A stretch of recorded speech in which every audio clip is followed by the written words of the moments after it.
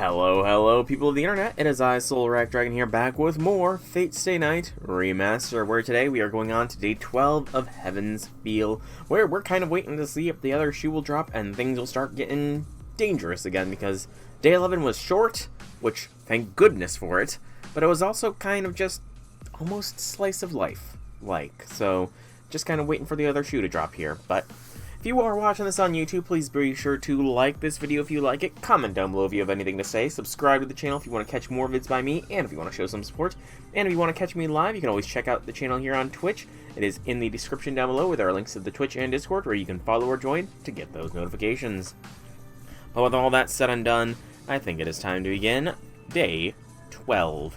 Getting up / morning / blank is the name for the scene. And hello, Janice. Welcome to the stream. Howdy things. Good. I'm glad that's working at least. At least something is working again. Also, day 12 is called Overdose. That's ominous. Morning. Slowly, my mind. And the sudden cutoff of the feel-good music is not creepy at all.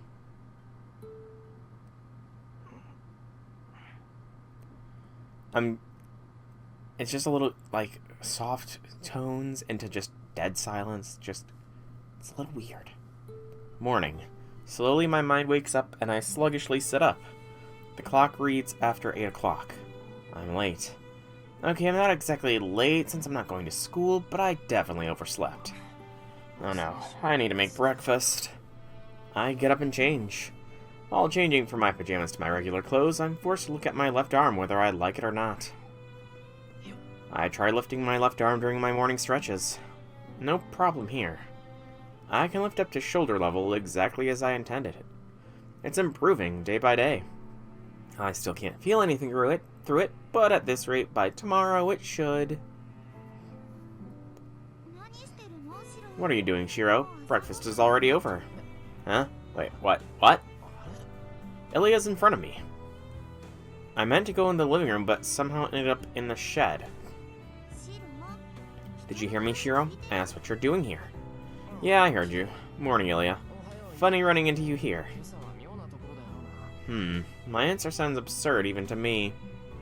I must not be fully awake yet. That's good. I'm doing relatively okay myself. I got some strange news from my university.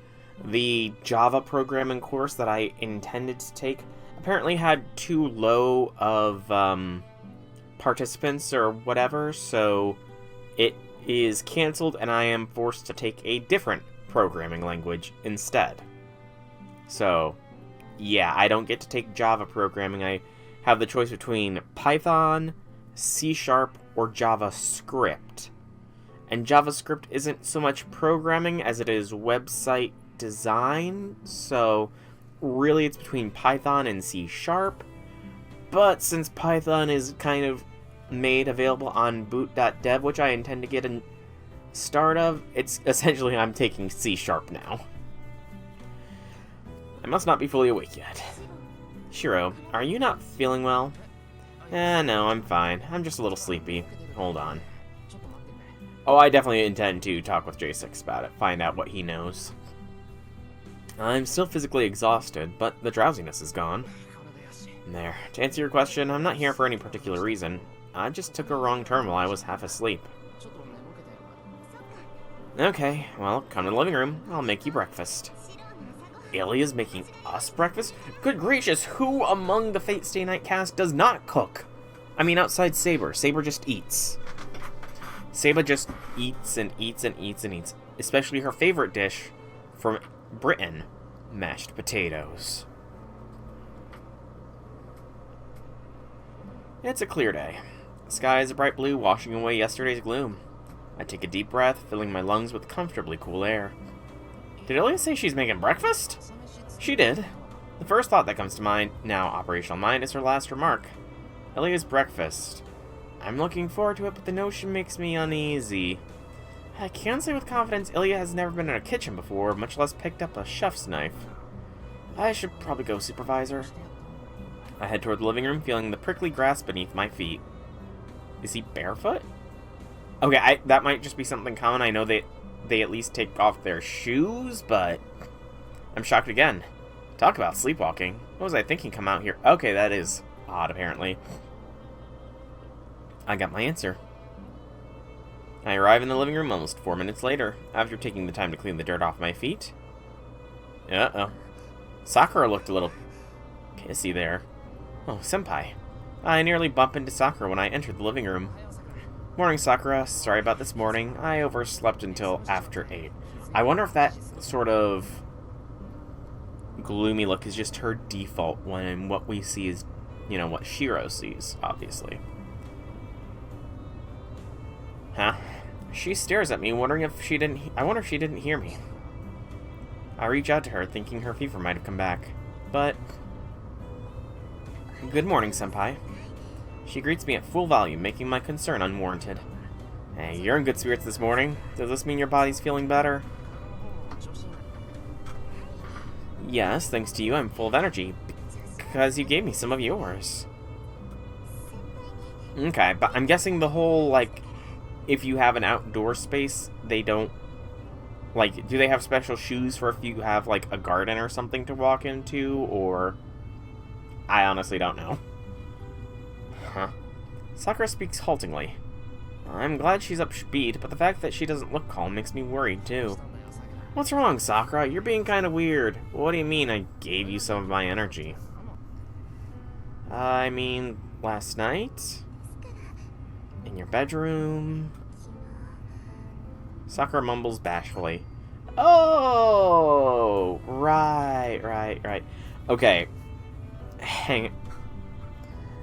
I just have to say, like, I don't know if that line was changed between the remaster / real Nutella whatever version and the base version, but if that line does not translate differently, and Shiro legitimately forgot about the night before, like, oh my goodness, poor Sakura.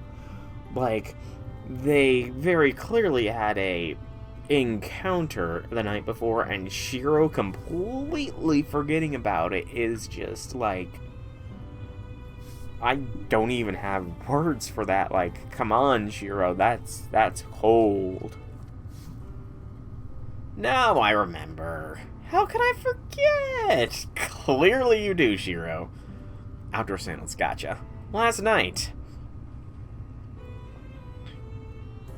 I held Sakura. Rather, she embraced me. Heat suddenly rises to my head. I instantly reaches a boiling point as if all my blood below my neck was pumped there. Last night, that really happened, right? It wasn't a dream? Oh. I mean, like, it's hard to really say, like, just based off of implications, last night would be the second scene, which is, thinking about it, kind of wild that Sakura gets 2 of those kinds of scenes compared, and now Saber gets 2 as well based off of all sort of implications. And I guess it could be argued Rin does as well based on that whole Saber scene, but, like, still, Shiro, dude.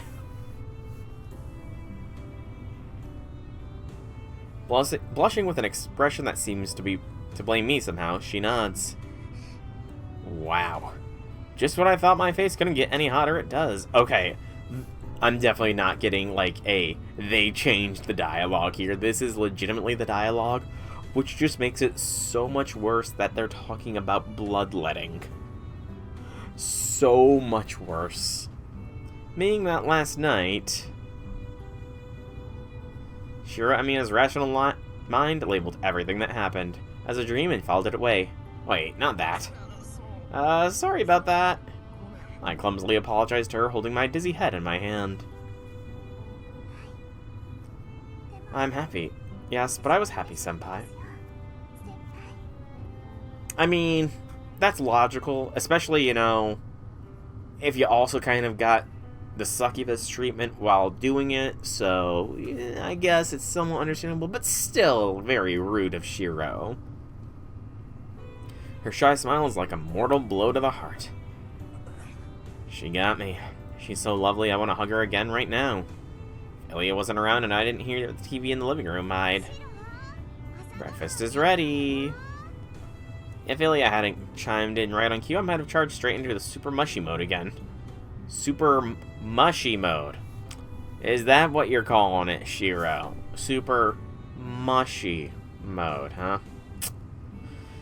Okay, Shiro, okay. Anyway, I'm here to eat breakfast. Let's talk later.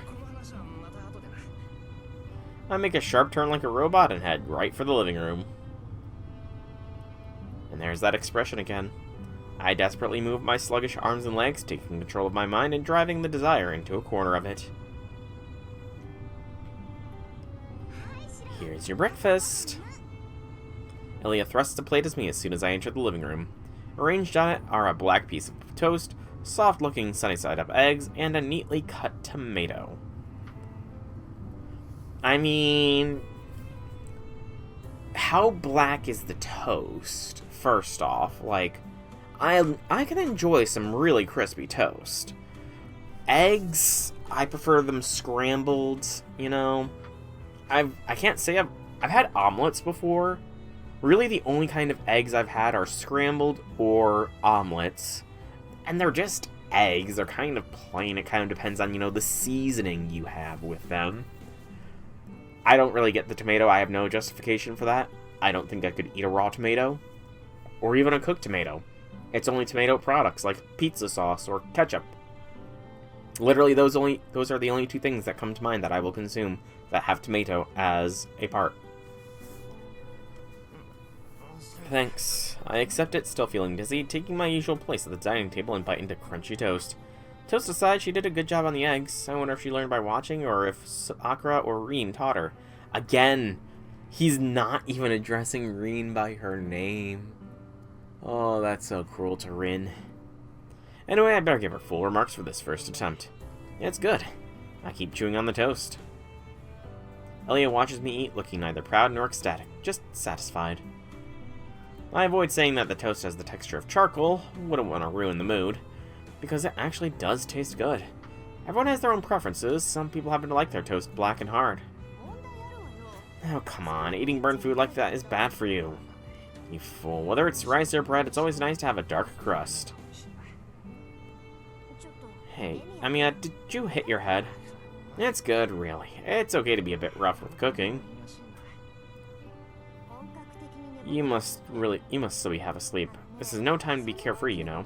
Hey, Zahak, welcome to the stream. Hobby things. You like it with egg yolk and jam. Toast? Honestly, for me, straight toast. No butter, nothing else. Just straight up toast. Maybe I'll throw my scrambled eggs on it if I'm feeling, you know, a little adventurous, but straight toast. Or, here's a quick little secret food. Toasted cheese. So you've heard of grilled cheese, which is, you know, on a stovetop. But with toasted cheese, you just toast 2 slices of bread and then smush a slice of cheese between them, and you get toasted cheese. It's a quick lazy man's dinner. I have no idea what egg in a basket is, honestly speaking. Tosaka looks at the TV. It's on and playing the news. Am I having deja vu? The story they're talking about should have happened a long time ago. Suddenly, my sluggish mind kicks back into gear. I read the captions on the screen. Koma's in Shinto last night in the early dawn. People lost consciousness and didn't wake up. It's believed to have been the same cause as the mass poisonings that happened recently, but something is different about them. Cut a hole in the toast and cook the egg in the hole. Yeah, I've never heard of that one. How does... So... Cut an egg in... So, like, Do you mean in bread, and then you toast the bread on the pan with the egg as it cooks? Or do you actually cook the toast first and then cut? Because I feel like cooking the toast first would probably burn one side of the toast. Yes, I'm American and I've never heard of it. And never had avocado in any way, shape, or form. So, no opinion on the matter. But I like my toast hard and crunchy, so I don't like butter on toast. Really don't. Never have. Just hate soggy toast. So anything that gives moisture to toast is probably a no-go for me. They were affected in an area 50 meters wide. It only happened within a single building or so before, but the radius of the latest incident was dramatically wider. 50 meters. So...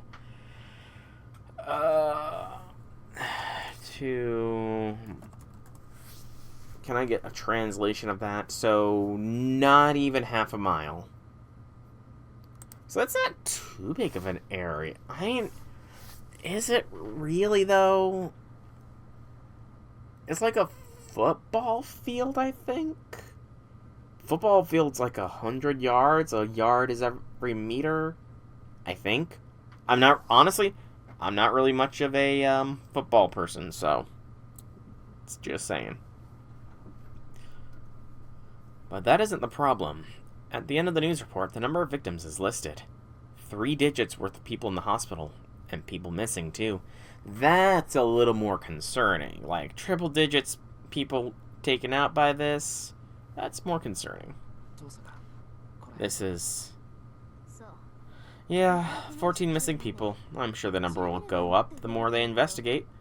But it looks like about 1/10 of the total victims were completely consumed. 1/10. And they're not even giving us, like, a good idea of, like, triple digits.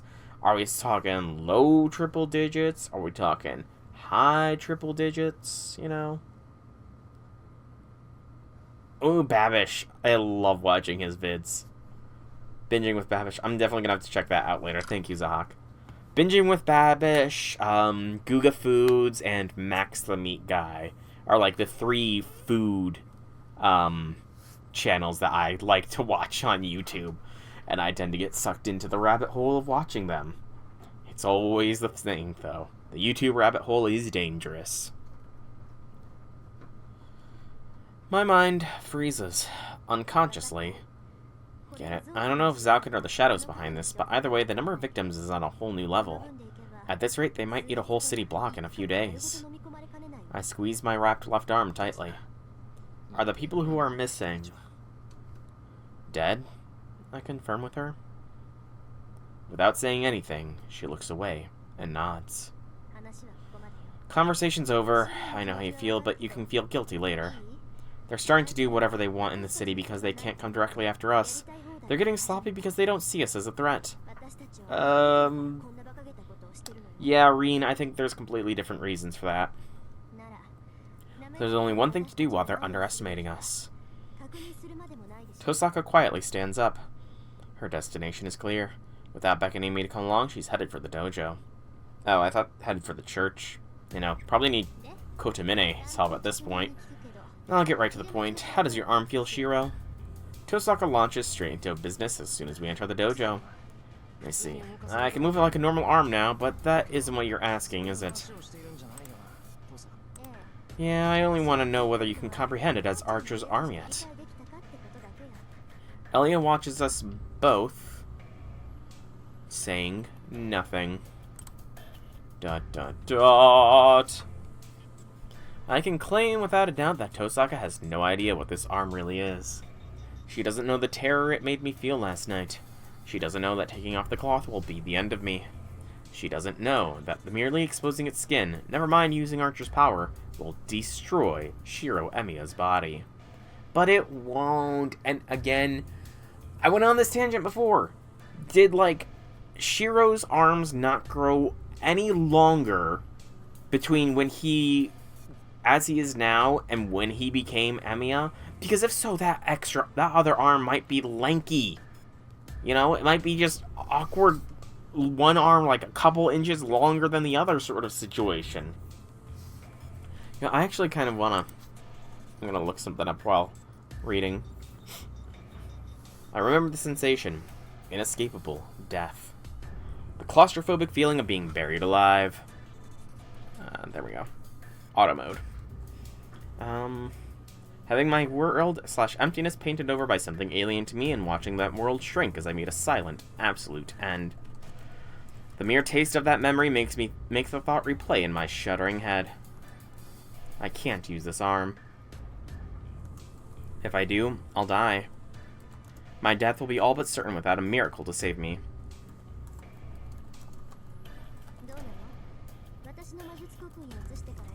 It's been a day since I implanted my magic crest in you. How does it feel? It should be working a little now. Come on, let's hear it. Do you know what you can do with Archer's arm yet? What? Hold on. Tosaka's saying something completely different from what I'm thinking. Does she actually think I can use Archer's arm already? You're not asking whether I can control Archer's arm, but what his noble phantasm is. Obviously, I know how bad it would be for you to use his arm, so I won't ask you to do that. Or are you saying you want to now? I'm trying to get like a good side-by-side comparison of Shiro and Amiya. Tosaka is genuinely angry at me. Not what I meant. I just thought that's where you were going.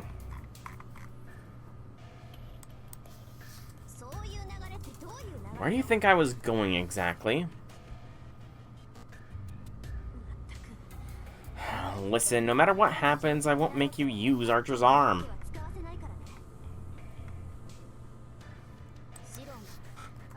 Don't even think about using it without my permission. You're Archer's replacement, so I can't have you suddenly dying on me. I take it all back. Tosaka does know. After all, she's far more skilled a mage than I am. She knows better than I do what will happen to me if I start trying to use this arm. So, do you understand what his noble phantasm is yet? I don't know what she expects me to say, but... Just tell her already, Shiro. You've known ever since his arm was grafted onto you. Wait, really, Shiro? I think so. Archer's noble phantasm is projection magecraft that he uses to replicate weapons, right? I'm not confident in my answer, since it was just a hunch I had without any proof. I was worried for nothing. This means you're already connected to him. I'm glad to hear it, but why didn't you say anything, Ilya? If Shiro knows Archer's projection, we need to thoroughly check that out. Because you never asked. If you want Shiro to use projection, then it's your job to ask him. That's not something I can stick my nose in. Excuse me? Don't tell me you want to stop after all our preparation. That's up to you and Shiro. It's true that you'll win if you can replicate the jeweled sword. That's why I've been helping you. But I'm only doing it out of obligation. I don't agree with your direction at all.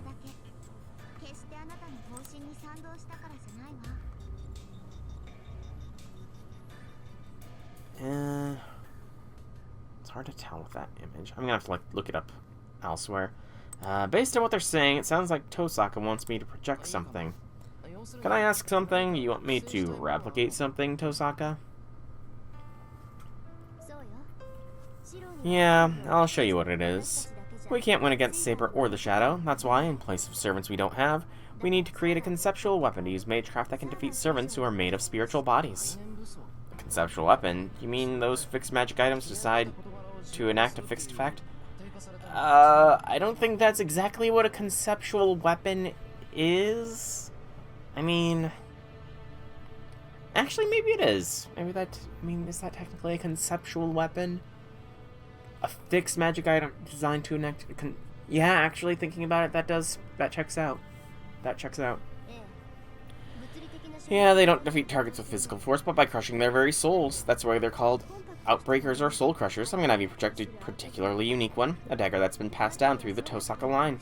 Okay, now they're on different topics entirely. Like, a conceptual weapon to do a fixed thing, yes, but it could still defeat a target with... Like, it does not necessarily need to target the soul. It could have the concept of will always burn, like a burning weapon that will always burn that which it strikes. Or a spear that will always pierce the heart. That does not crush the soul, Reen. Gosh. Our goal is to make something that's strong enough to fight back against Saber's noble phantasm. You saw her use it to defeat Berserker, right? In terms of sheer firepower, she has no equal. I bet even the Shadow would get wiped out if it took a hit from her noble phantasm, so we can't expect to blodge? We can't expect to blodge it. Block or dodge. Bleh. Conversely, if we can make a sword that's stronger than Saber's noble phantasm, the rest of the battle will be down to our tactics, even if it is a rush job that breaks after one use. It's a rational plan. If their biggest edge is Saber's noble phantasm, then we just need to have something stronger than it. Making a better weapon than our enemies. That's one of the sure and most simple paths to victory. However, I don't know about that. I can't project noble phantasm on that level. In fact, I've never even succeeded at projection once. I know, I bet you've never made a success by the standard of what mages consider projection. But your problem is more basic than that. Until now, you've been incorrectly making projections using wrong methods, because you didn't even know how. But now that you have Archer's knowledge, you just need to follow his steps. His little instruction manual is in your head, so you're certain to succeed. Excuse me. Tosaka says it with confidence. I'm afraid that I don't quite share it. Look, I told you before that you specialize at projection, not strengthening. So if you follow the Magecraft theory of Archer, who is a more advanced user, you should be able to make something with power of the original. Well, not quite, but it should be close. Our job is to support you. Ilya and I have been gathering as many ingredients as we can for the weapon that we want you to project. Ilya is analyzing the blueprints that you'll use during projection, and I'll provide the materials that were used to make the real thing. It'll still be a while before we're ready, but once we are, the rest is up to you. If you can replicate the Grandmaster's path, talisman, even only in shape, it'll give us a chance we need to crush Zaukin head on. Basically they're gonna supply me with the blueprint and materials that I'll use to build something. No complaints here, if we can use it to beat Zaukin. Happy to go along with her plan, except... let's assume I'm able to project the weapon. Then, what do we need the materials for? If you just show me the original, I can copy it. We could try it right now. If that was possible, we would have tried it 2 days ago, stupid. Right now, the best you can manage is a single projection, and it's bound to be a mental image that's full of open seams. There's no point in doing that. It would be a waste of time if we made a fake that resembled the shape but was hollow on the inside, like the failed products in your shed. I only know how to make fakes. That's why I said we'll back you up. We're going to create conditions as close to the original as possible to give you the power and knowledge you need for your projection. Then you'll overlay your mental image to fixate it. In addition, it's simple addition. We'll supplement your mental projection with our materials to achieve greater results. Okay, I definitely can see the logic behind this. I can see the logic. If you use Archer's arm to do the projection, you wouldn't need any blueprints, but that's out of the question, right? I don't think even Archer can project the jeweled sword. If Archer can project the jeweled sword normally, then good gracious he holds back a lot. But I think he does need the blueprint. This is the only way to make a battle-ready weapon without relying on his arm. So we're going to strengthen a projection of something that already exists. In that case, it does sound a little more realistic, like an outcome I could manage with practice, but we still don't know if it'll work. I couldn't reliably strengthen anything before I became a master. I don't think I can pull off this stunt if you're going to put me on the spot with no practice. Oh, no worries there. We're going to put you through a training gauntlet to have you practice your projection and draw out Archer's knowledge. Okay, I'm fine with that, but you seem awfully happy about this, Reen. Heaven forbid, I've just been playing building blocks with Ilya for so long that it might be a nice change of pace to have a nice talk with a naughty student. Okay, Reen. I shudder remembering the bizarre sensations I felt yesterday. It was an ordeal where Tosaka stripped me down, closed in on me, and jammed her finger in...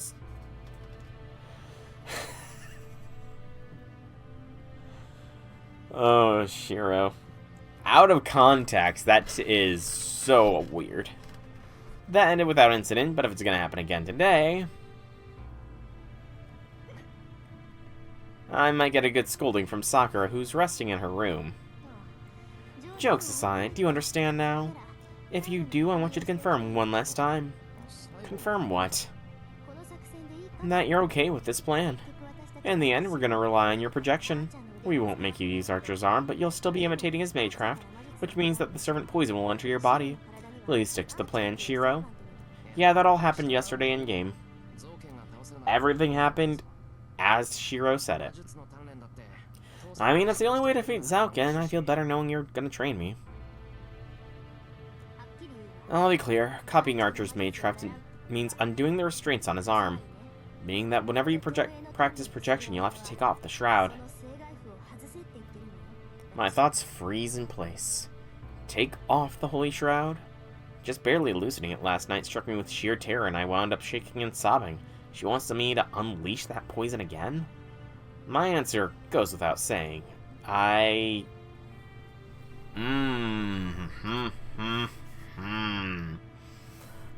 don't know, like...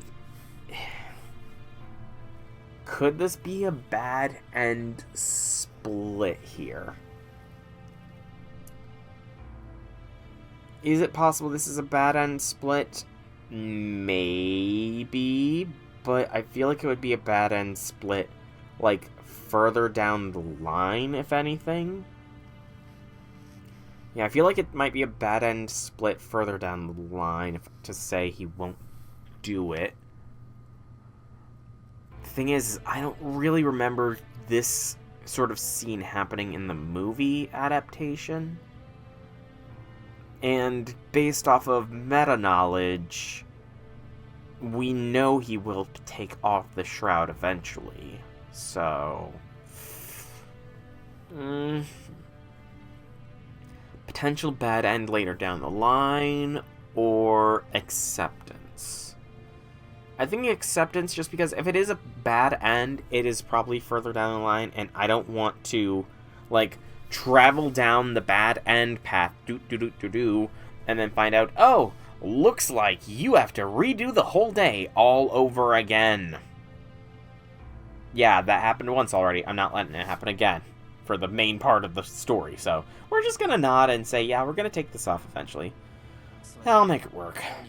I scrounge up every bit of strength and grit, and I'll follow your plan. We're only taking off the shroud, right?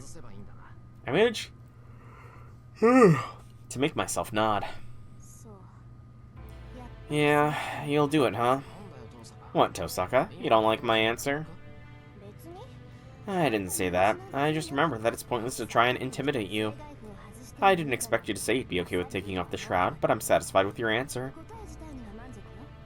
She huffs and turns away, clearly unhappy. You're being weird. I was trying to show you I'm determined to help, but you make it sound like I did something wrong. Yeah, I'm being weird. It's the answer I wanted to hear, but it still pisses me off to hear it. And Shiro, I said earlier I'd never make you use Archer's arm, meaning that I wouldn't make you take off the shroud. I know this sounds right. I know how this sounds right after I was trying to test you, but never say that you should take off. Never say that you're going to take off the shroud again. Once you do, there's no going back. Uh-oh, looks like something's wrong with that clip, Janice. It's an earnest plea, not a warning. ... I squeeze my wrapped left arm. It's true that I don't want to take this off, but that means... Pardon the yawn. How am I going to copy his magecraft then? I won't be able to draw it out its structure unless I undo the shroud, right? Did it? Huh. Does the clip still work, like, in Clip Manager, I wonder? Of course, we're going to keep the risks in mind and just barely loosen the restraints. It won't fully undo the seal, and it should reduce the feedback from his arm. Okay. If it works, then it's good. I'm pressing the wrong things. Right. When you were talking about taking off the shroud earlier, I meant that we just slightly loosen it. But it's still a big deal, so I wanted to make sure you were ready. Okay, yep, it does indeed look like it is doing. It is indeed doing. Okay. It's something we have to do eventually anyway. You don't want to keep your arm wrapped up forever, do you? You won't get anywhere if you can't at least take it off and put it back on yourself. What if it accidentally comes off in a bath, for example? Rin, I think that is the least of Shiro's worries, to be honest. The least of his worries. Okay, I just wanted to check something real quick on FGO. Just wanted to confirm when the last day of the GSSR is, and it's still a ways out, so... Yeah, good point. Or what if, you know, Sakura decides she wants to have blood from your other arm, Shiro? Ooh. Because, you know, that's what you two do, rather than behave like normal teenagers would. Alright, so we should at least teach you to bear the feedback of loosening the shroud, at least. It looks like your body's adapting to the ward I applied yesterday and the magic resistance is working. Ellie will protect your mind, so I think we should have about 5 minutes to work with. You mean you want the two of us to restrain Archer's arm? Not exactly. I'm only going to be protecting your mind while it's your job to endure the backflow from Archer's arm. You need to draw out his experiences, so you have to accept and endure it instead of blocking it out. I see. If Elia blocks the magical energy flow from the arm, I won't be able to learn his magecraft. Even if it's toxic to me, I can't learn what it contains unless I taste it myself. Alright, I'll loosen the shroud and do my best to endure the backflow from the arm. Yeah, when you do it, close your eyes and direct your mind inwards. It should be easy, like when you're opening your magic circuits. It's amazing, like, the dichotomy here. Like, Rin acting all confident and assured, whereas Ilya is visibly concerned. Like, I'm sure deep down Rin is concerned as well, but, like, she just doesn't show it. Whereas Ilya, you can see the genuine concern in her gaze. You just need to experience this projection method. Let it sink into your body, but don't try to understand it. Pardon on. Sorry, I need to step away for a bit. Take care, Emilia. I'll be right back, so train him in the meantime. And with that, Tosaka suddenly leaves the dojo. Though not with any urgency. What's up with her? Who knows? She probably forgot something. Anyway, Shiro, you have something to do, don't you? I think it's foolish to loosen the binds, and I'm against it, but I did promise to help you. We'll finish this before Rin gets back. Ilya goes behind me and places a cool hand on my back. Just close your eyes. Do that meditation you're so good at. Once you open your magic circuits, I'll protect your mind and then loosen the holy shroud. I'll handle the timing, so just be ready to deal with the magical energy flow. You'll need to try as hard as you can to hang on because the feedback from the arm will consume you. I nod and slowly close my eyes. Quickly and quietly, I still my mind and create different nerves inside my body. In just a few days, it's become much easier to create my pseudo-nerves. Then, just as I complete the line of light running down my back... It was a needless warning, Shiro. Rin only knows about your human pain of having a heroic spirit's arm attached. She doesn't know what it really means or what's going to happen to you. But she can't help what she doesn't know. After all, I'm the only person in the whole world who knows your relationship to Archer. Ah, no, it got past the rules of chat. No.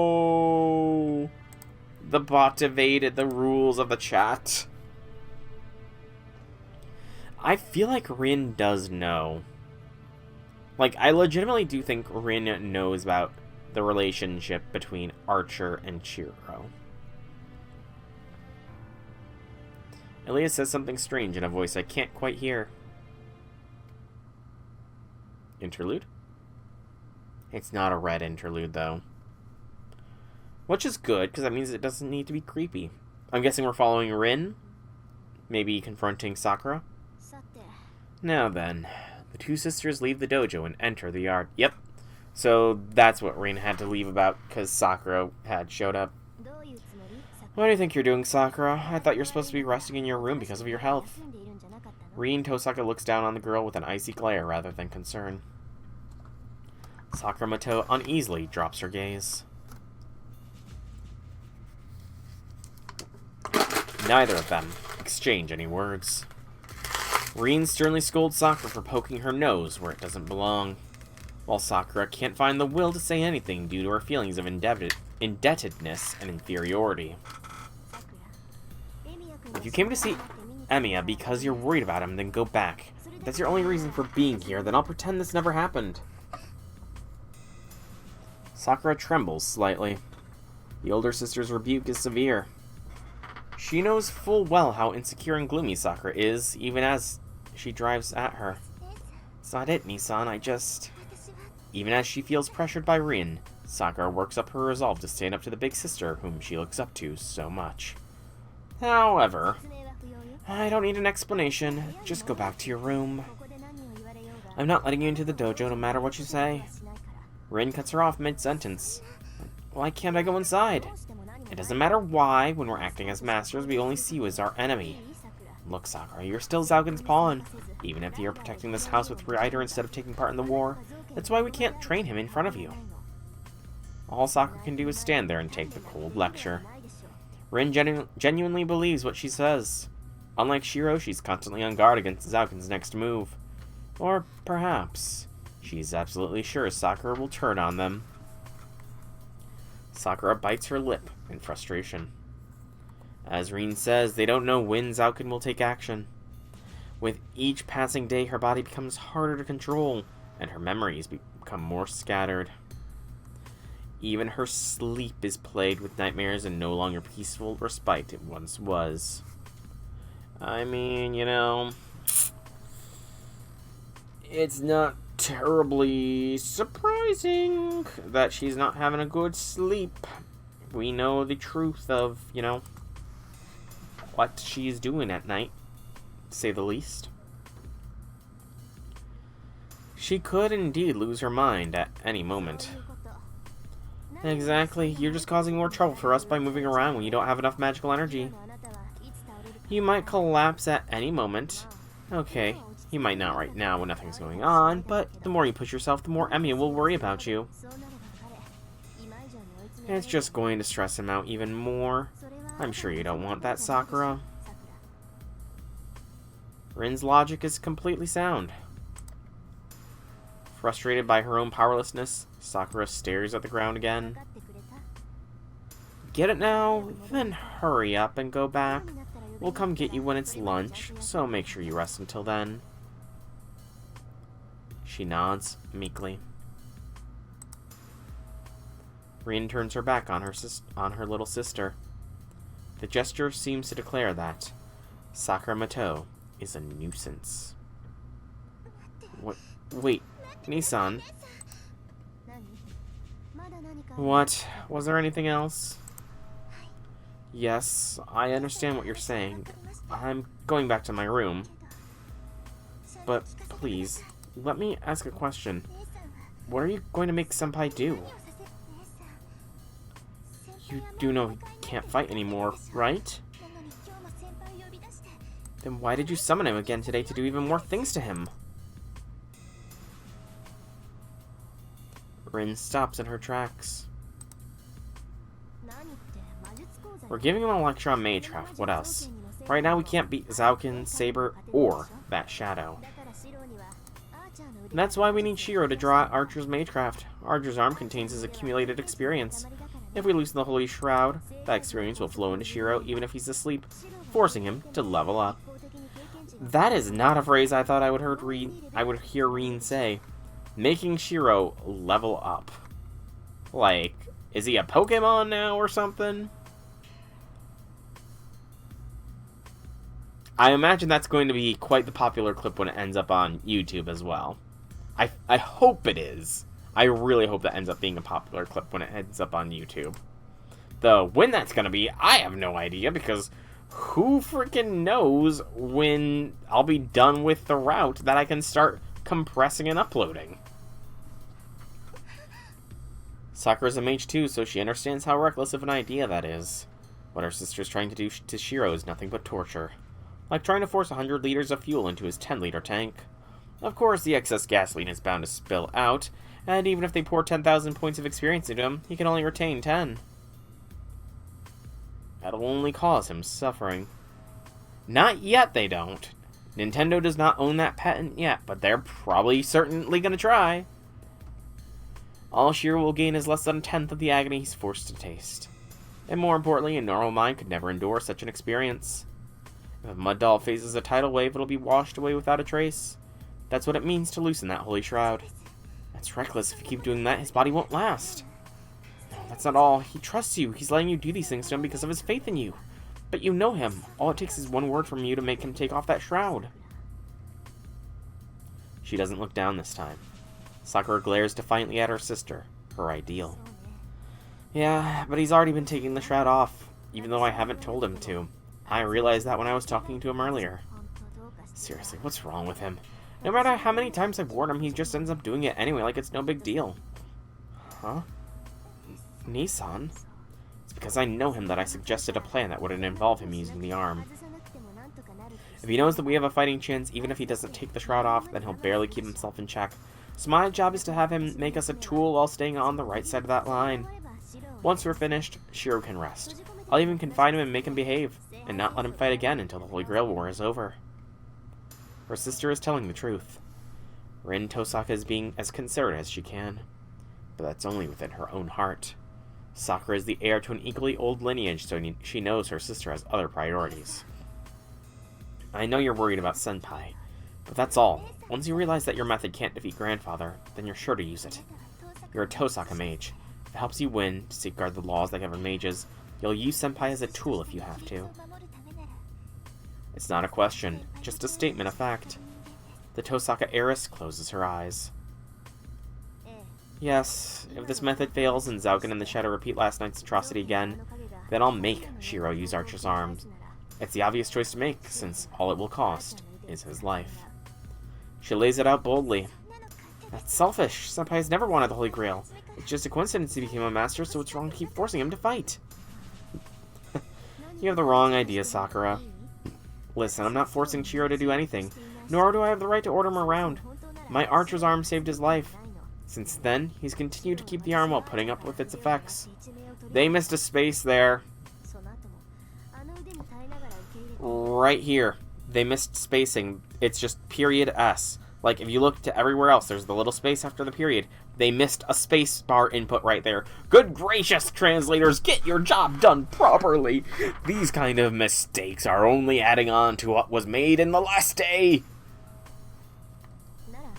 So, his life has been mine ever since that moment. As long as he has that arm, he's my Archer. Do you understand? Shiro is my familiar until this war is over. You have no right to interfere with that. I want him to fight, so I'll borrow his power as much as I need to. She can't come up with a retort. Awed by her sister's confidence, the girl stands there, unable to say anything in reply. Are we finished here?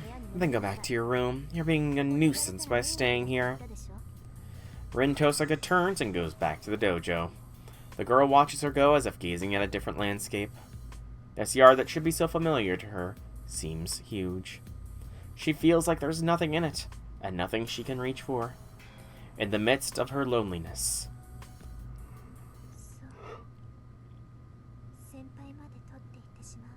So you're even gonna take Senpai from me, Nissan? Oh boy. The yawn is coming. Sakura, your yawn is showing. She whispers in an empty voice.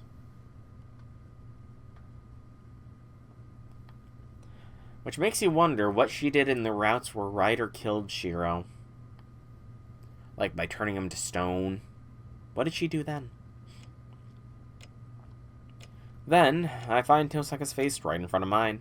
I wonder when she came back. What are you doing, Tosaka? There is a lot of text. That is true. A lot of text. And to be fair, like, I don't know how translations really go, so you can't just, like, I can't imagine you can get the whole script out, do a control F of a period, and then just scan through every instance of a period in the script and put a spacebar after every instance where it's appropriate. I imagine that would just take forever to do. But again, I don't know how translation works. Maybe it is that simple. Uh-oh. Shiro's gone deaf. I bet. Doesn't he look... Nessan?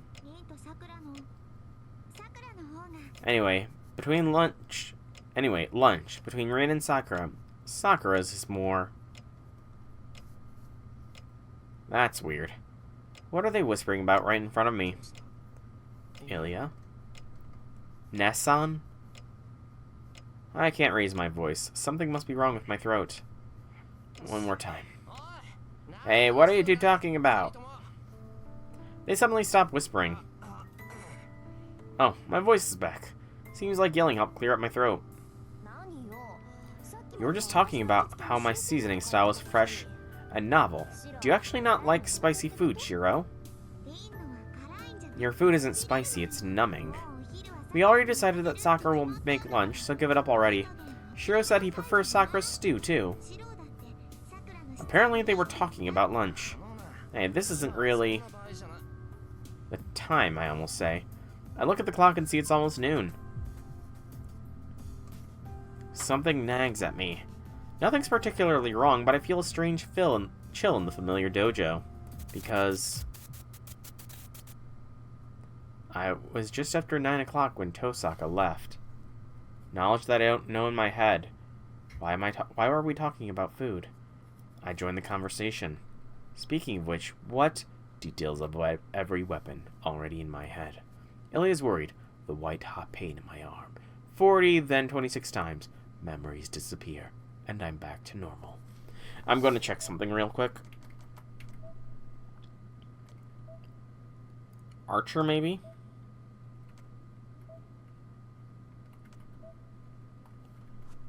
So it's route dependent. So why did it say new servant data?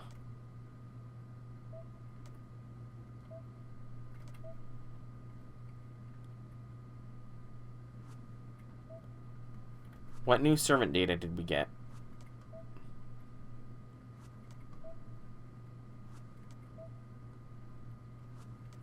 Like, it doesn't give any indication. Maybe something with a noble phantasm. We also got new weapon data. Oh, that's a lot of new weapon data.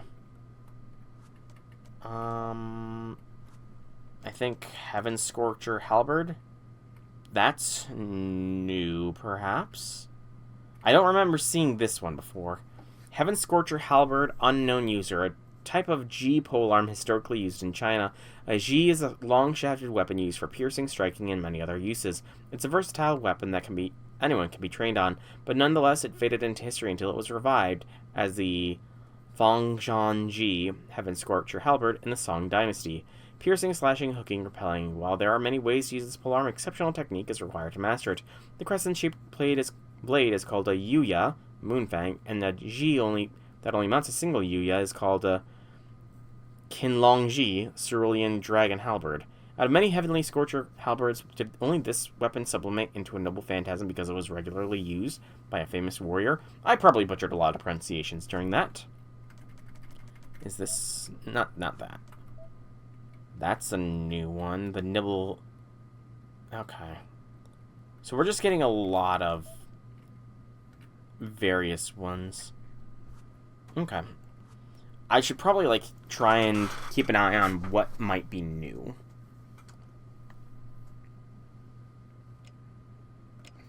I tap a finger on my forehead. I'm okay. Anyway, the dizziness is going away.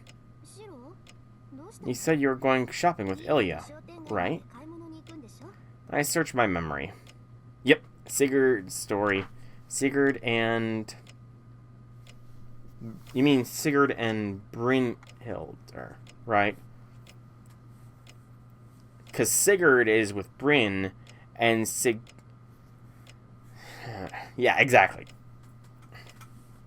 I searched my memory. I frowned for a bit before remembering that I Siegfried and Creamhill. There you go. Before remembering that I did say I'd go shopping with Ilya. Yeah, let's go, Ilya. I shake my head and start walking. Hang on, what's wrong with you? You seemed fine when we put the shroud back on, but do you feel tired now? Huh? Yeah, I feel a little confused, but it's no big deal. It's nothing compared to the pain I felt last night, and I'm in good physical condition. I got a little dizzy for a second there, but it doesn't pose a problem at all. You know, I want to check something. I mean, I know they essentially they're the same story, or at least they're based on each other, like, historical figure-wise, Siegfried and Sigurd, but I kind of want to know, like, when each of those was, written, speculatively. I take Ilya outside. I can't afford to go out shopping frequently anymore, so we'll have to stock up for about 3 days at a time.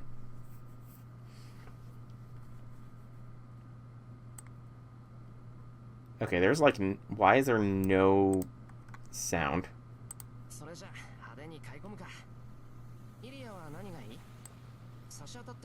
Guess I'll buy a lot. Is there anything you want, Ilya? I'm thinking about the lunch menu.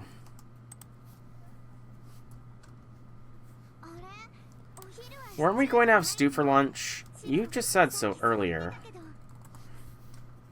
Oh, right. I did. I just wanted to double check. Sakura likes white stew, so we'll look at some chicken.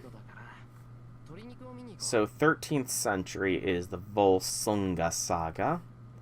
We head to the butcher shop I usually visit. We're going to stock up for 3 days in any case. I can't waste money, so I'll need to maximize value and quality. Nibbe long. I'm going to try looking them up.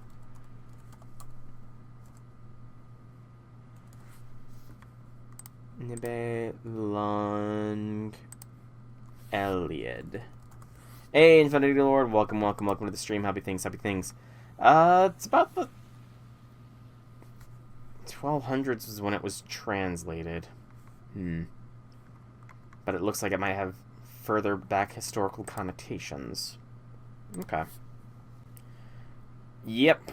Thanksgiving week is coming up here this next week. Although, for me, I'm pretty much done with my semester this coming week. Like, I did find out that, and riddle me this, actually. My semester ends on Tuesday, yet final submission for all assignments is by Sunday. So I need to have everything in by Sunday, even though it is not closed until Tuesday. Like, semester's not done until Tuesday. It's just like, why? That's so weird. You did enroll for your next semester classes for dual enrollment because you want to do early. Fair enough. Just don't... remember, man, try not to overly stress yourself. Do not overly stress yourself because burnout is a very real thing.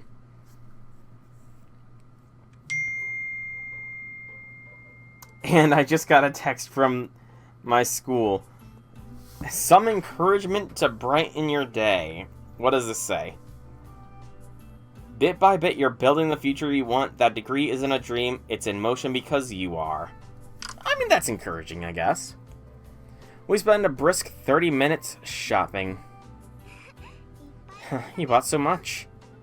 Ilya looked bored while we were shopping, but she seemed to enjoy herself once I gave her some bags to hold. Sorry, I bought too much. Are the bags heavy for you? Math class is next semester. Okay, nice. And are you going into... You said something about calculus, did you not, Infinity Lord? I can trade you for some lighter ones. I hand her the lightest grocery bag out of the 7 I'm holding. No, I'm okay. It isn't heavy. I can take one more, actually. You're holding so many in one hand, it looks like a bunch of grapes. I'm okay, too. That's a funny example, though. Yeah, I was actually thinking you're like a clown holding a bunch of balloons, but grapes are cuter.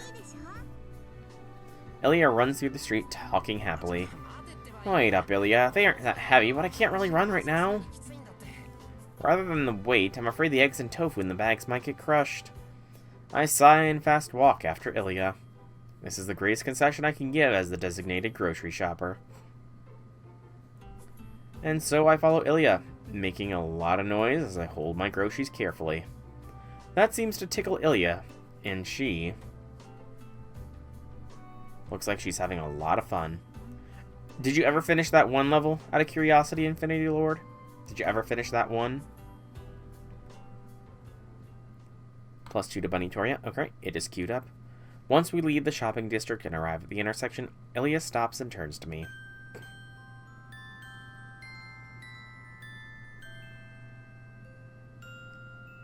I don't know why, but I just got chills. Like, legitimate chills are running up down my arms.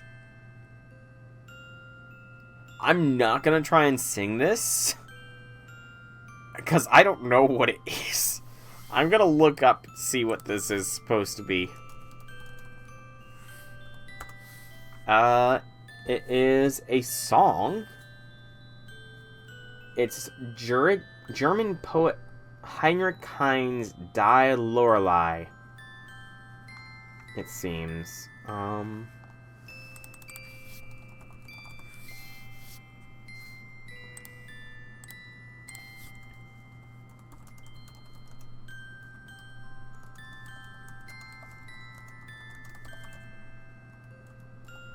The air is cool and it's getting dark.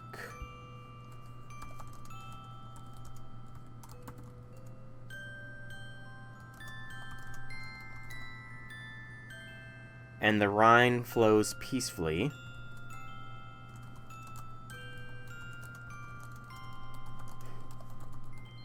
The mountaintop sparkles.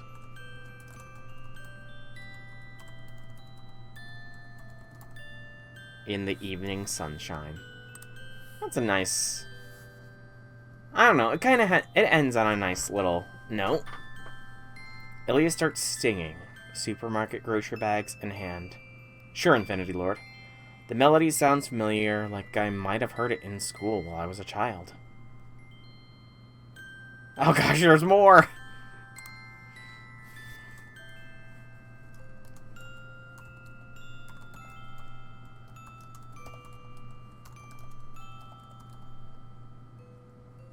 The most beautiful virgin sits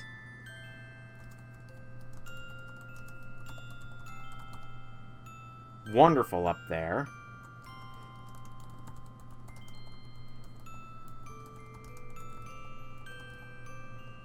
Her golden jewelry glittered.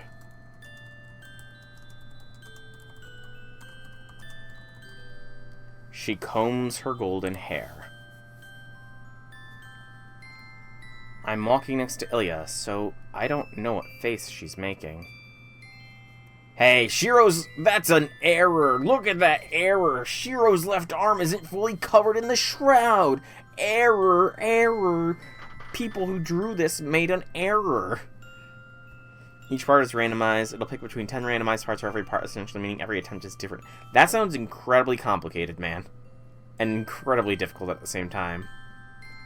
I have no way of telling what expression she's singing with, or how she feels as she walks home.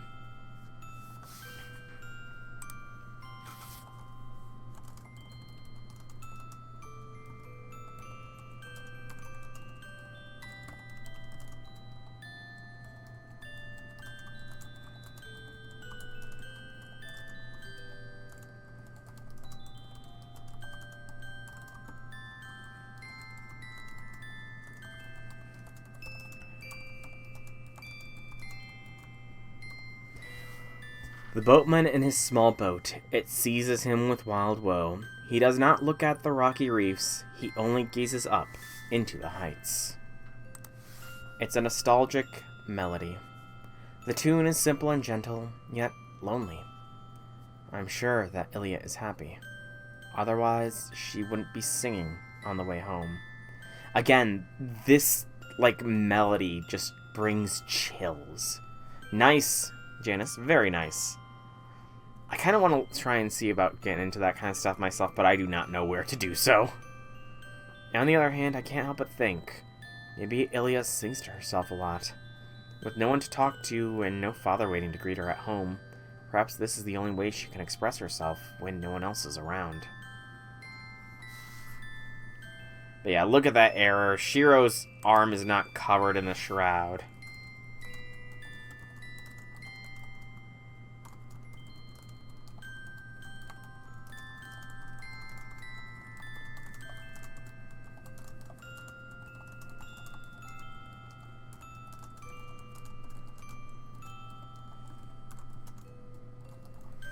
I believe the waves will swallow up both boatman and boat in the end, and that this is what the Lorelei did with her singing. Okay, yeah, this is a bit of a weird, like, poem. At the edge of the road, I look up at the tall curved traffic mirror.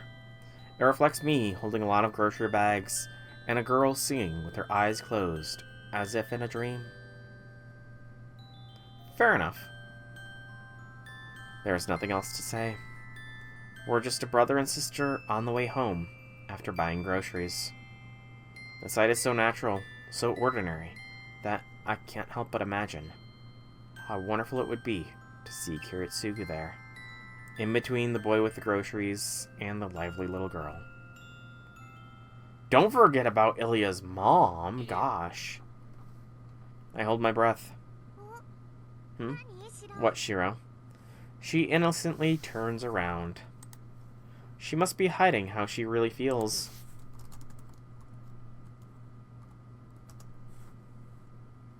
I'm curious if it has a meaning.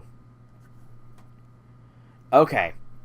So, the poem Die Lorelei itself is referring to a German legend about a siren who lures sailors to their death. Why is Ilya singing about that here? Does she think that that Shiro is being led to his death? Or something? Ilya's shutting off her own feelings. Ever since Archer disappeared, she's become sullen at times. That's how we can have moments like this. Because if she doesn't hide how she really feels, then she can't smile.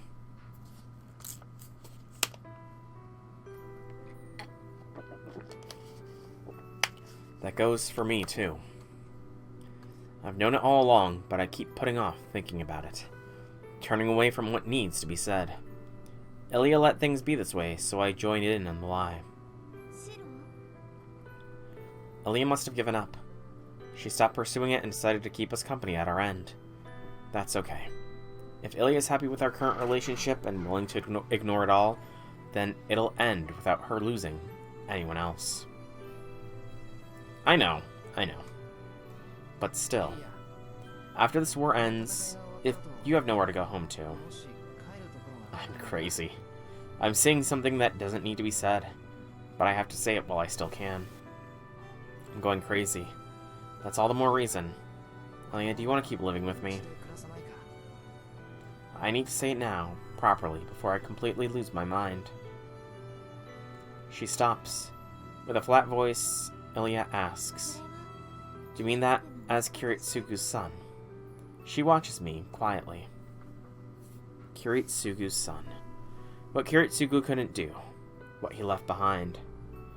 I must carry on that responsibility as his son, even if we aren't related by blood. I have to settle things with this girl, not because Shiro Emiya wants to, but because Kiritsugu's son owes it to her. That's what Ilya is asking me.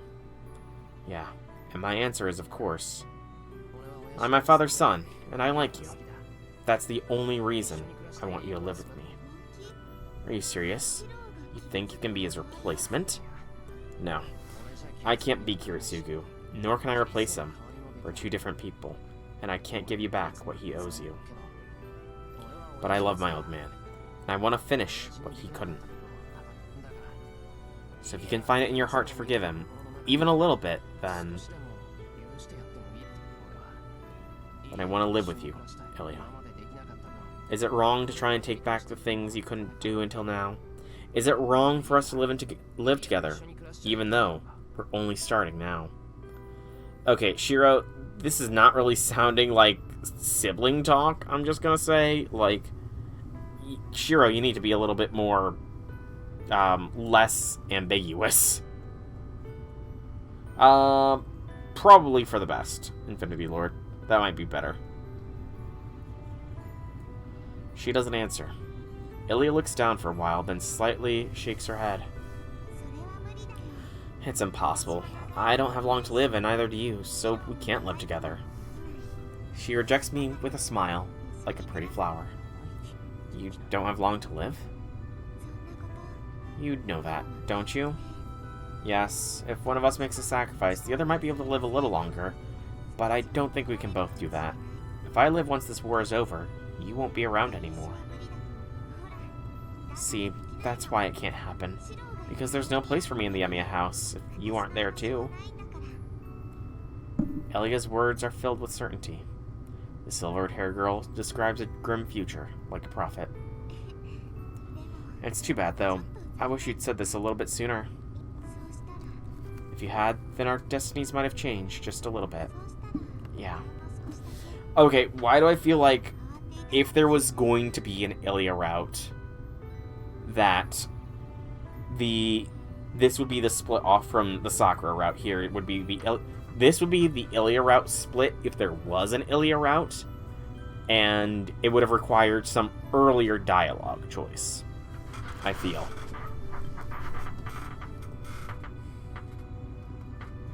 I don't understand what she's saying.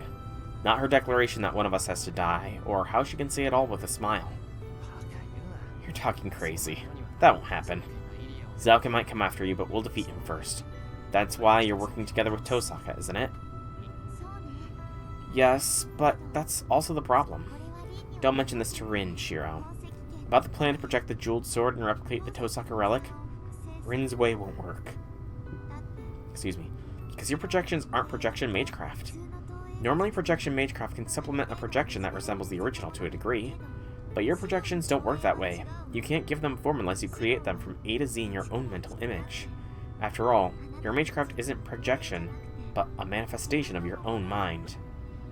Ilya, how does she know that Archer's magecraft is just a manifestation of his mind's shape?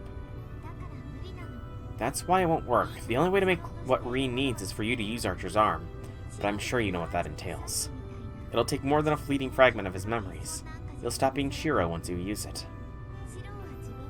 Right now, you're a little confused because you keep thinking lots and lots of things about yourself, Sakura, and me. So I'll forget that you asked me this. You know as well as I do that you can only choose to save one person, not everyone. Ilya turns away and starts up the hill. The nostalgic tune is gone. Ilya's words linger in my ears. That's depressing. That is fairly depressing. A shrill noise comes from the kitchen. It's the fourth time tonight I've heard that unpleasant sound. I'm sorry. I'm okay. Don't worry. I hear Sakura's voice from the kitchen. Tosaka just frowns. She seems tired of warning Sakura by now. It's shortly before 6 o'clock. Sakura asked us to let her make dinner to close the day out. She chased me and Tosaka out of the kitchen, so we've been waiting around for her to finish making dinner. Another plate or bowl breaks. It's the sound of Sakura's failure that we've gotten used to hearing for the last half of today. Let's rewind to noon. Sakura couldn't make stew after Ilya and I went out for groceries. She was waiting for us when we got home, but she clearly wasn't feeling well. I'm okay, I feel a little feverish, but I can make lunch at least. And it's true, she could have cooked us lunch, but we weren't going to make her push herself when she was clearly suffering from a fever. By the time Tosaka and I convinced Sakura to take a nap, it was already past 2 in the afternoon. Before she did, she insisted. But once my fever's down, you'll let me in the kitchen, right? And went off to bed. Then came evening. I'm not sure when my training ended, but when I finished and went back to the living room, Sakura was already starting to cook dinner. I hope your training went well, Senpai. Just hold on, I'll have dinner ready for you soon. Considering how Sakura acted earlier, I would not trust any dinner she makes right now. She's likely to poison Rin and Ilya to kill them, and put Shiro into, like, a state where he can't fight back. and then she cheerfully went back to her cooking. I could tell with the slight glance that she was putting on a strong front. "You're tired, so go rest." I said that, and Tosaka and I would make dinner, but Sakura refused to back down. "No, you don't need to be so overprotective. I'm a master too. This is nothing compared to actually fighting." She stubbornly refused to back down no matter what we said. On top of that, she refused to let us help, especially Tosaka. Tosaka reacted with more surprise than I expected. "I mean, you're training senpai, right? I need to make myself useful too. I want to help. I want to help like you, Nissan." Or Nessan. I feel like that sentence structure could be a little bit better. I feel like the comma should be after help there. Besides, this is the role I've always had. I'd like to keep doing it as long as I can. It sounds like this is something Sakura just can't give up. I can only imagine how defeating it must feel to stop doing something she's done routinely every single day, no matter how hard it is to move her body. Nessan? Yep. Fine, take care of dinner, Sakura. Tosaka got irritated and started to criticize me, but that only made Sakura say, "Yes, I'll do my best, senpai. I'll be sure to check it out after stream, Infinity Lord." It was hard to be negative in front of that much enthusiasm. And enthusiasm led to many a dish breaking. "Thank you for your patience."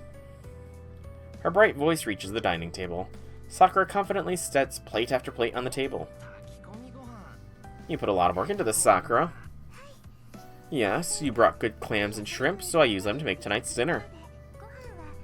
I cooked the clams into the rice, steamed the shrimp into dumplings, did the squid in a more ethnic style, and topped it off with hamburg steak just for Ilya. She puffs up her chest proudly. The dishes she's laid out on the table show brilliance unlike anything she's made so far, so she must have put her heart into making them. The secret ingredient is effort. Clap, clap, clap, clap, clap, clap. We other three diners applaud the display. "I was worried about you for a while there, but this looks worth the wait. I'm excited to try it." "I'm going to eat a lot too. Hand me that fork, Shiro." "There you go. Don't mind if I take some for myself?" "Yes, I made enough for seconds, so please be sure to eat a lot." I make a quiet bow and pick up the steamed dumpling with my chopsticks. At a glance, the round, bite-sized dumplings resemble sumai. They're beautifully formed and accompanied by an exquisite balance of spring onions, ginger, and daikon sprouts. I was uneasy letting Sakura cook for 4, but I can't complain now that my chopsticks stopped moving. All three of our expressions must have frozen for an instant. We pretend not to notice and quietly keep eating. We have to keep eating. The colorful dishes taste inconsistent. Oh boy. I was gonna say, like, did Sakura collapse or something? But no, they look amazing, but they taste like shit. They don't taste bad per se, they just each seem to lack a subtle flavor or taste off balance. The silence is uncomfortable. We keep eating quietly, not quite looking at each other. Still, it's impossible to play it off. Sakura cooked this. She'll realize it tastes wrong as soon as she eats it. Our silence is just a prelude to that discovery. I look up at Sakura. She should have realized it by now. She's sitting there in shock. And she hasn't taken a single bite. I try to watch her inconspicuously so she doesn't notice. I wonder what's wrong. She's looking down at her rice bowl and chopsticks with a troubled expression. She hesitates, then resolves herself to reach for her chopsticks. But then she drops them with a clatter. She hastily picks them up again and tries to gloss over it by picking up her rice bowl too. I can't directly watch her doing it. Sakura repeats the effort several times. She clumsily moves her fingers and wearily picks up the food with her chopsticks. You know, I kind of am wondering, like,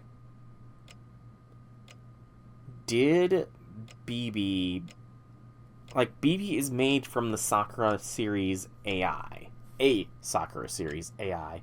Sakura does not exist necessarily in the Fate Extraverse. except for as the nurse AI for the academy. But I'm wondering if, like, Melt has severe severe deadened nerves in her hands. Even before the bitchiest bitch who ever bitched crushed her hands, Melt does not have good manual dexterity, though she loves making figures. I wonder if, like, each of the Sakura 5 has a little bit of something from, like, inspiration-wise. Like, I'm trying to think. What would Lip's be? Lip is bullying, so Lip is always getting bullied. Sakura was pretty heavily bullied by Shinji and possibly others. We don't really get the perspective of others.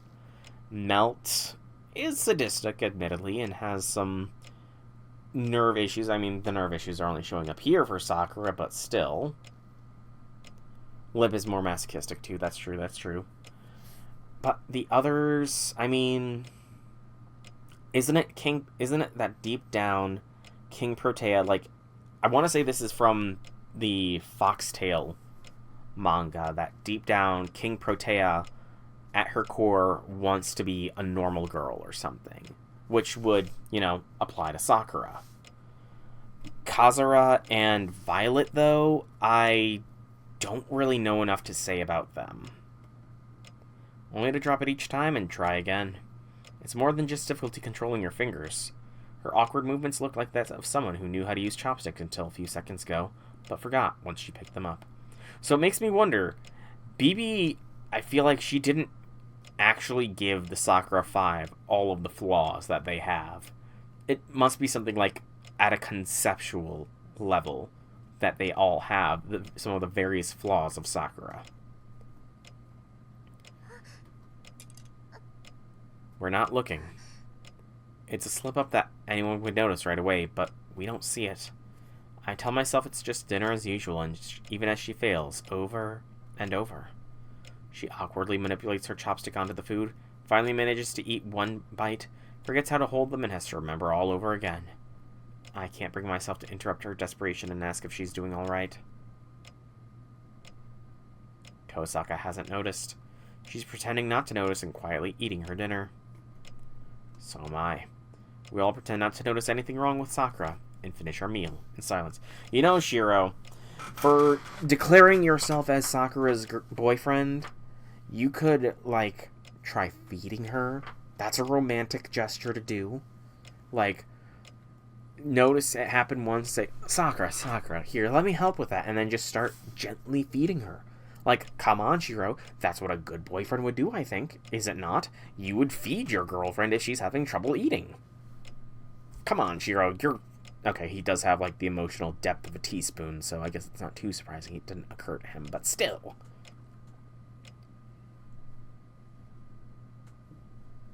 I decided to clean up after dinner. Sakura tried to help, but I cruelly turned her away. It's obvious she can't clean in her state, and I don't want Sakura to have to confront another routine that she can't do anymore, as she mentioned earlier. Go back to your room, get a good night's sleep. Remember how your nap helped to go away during the day? It'll work this time, too. I basically tell her that if she lies down and keeps her body from moving, she'll be able to move her fingers again. It doesn't make much sense, even to me.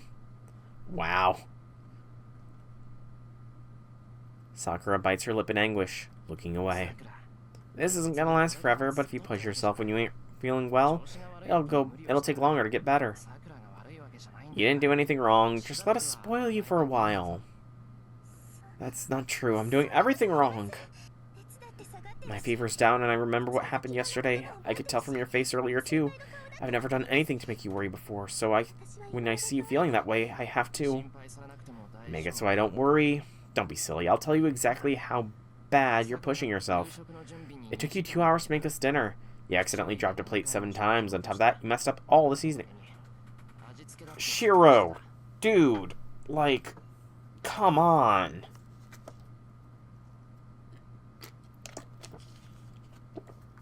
This is just being cruel, man. You weren't careful with the salt and you added way too much pepper. It didn't even taste like you're cooking. It's fine to be proud of your work, but it has the opposite effect when you don't show results.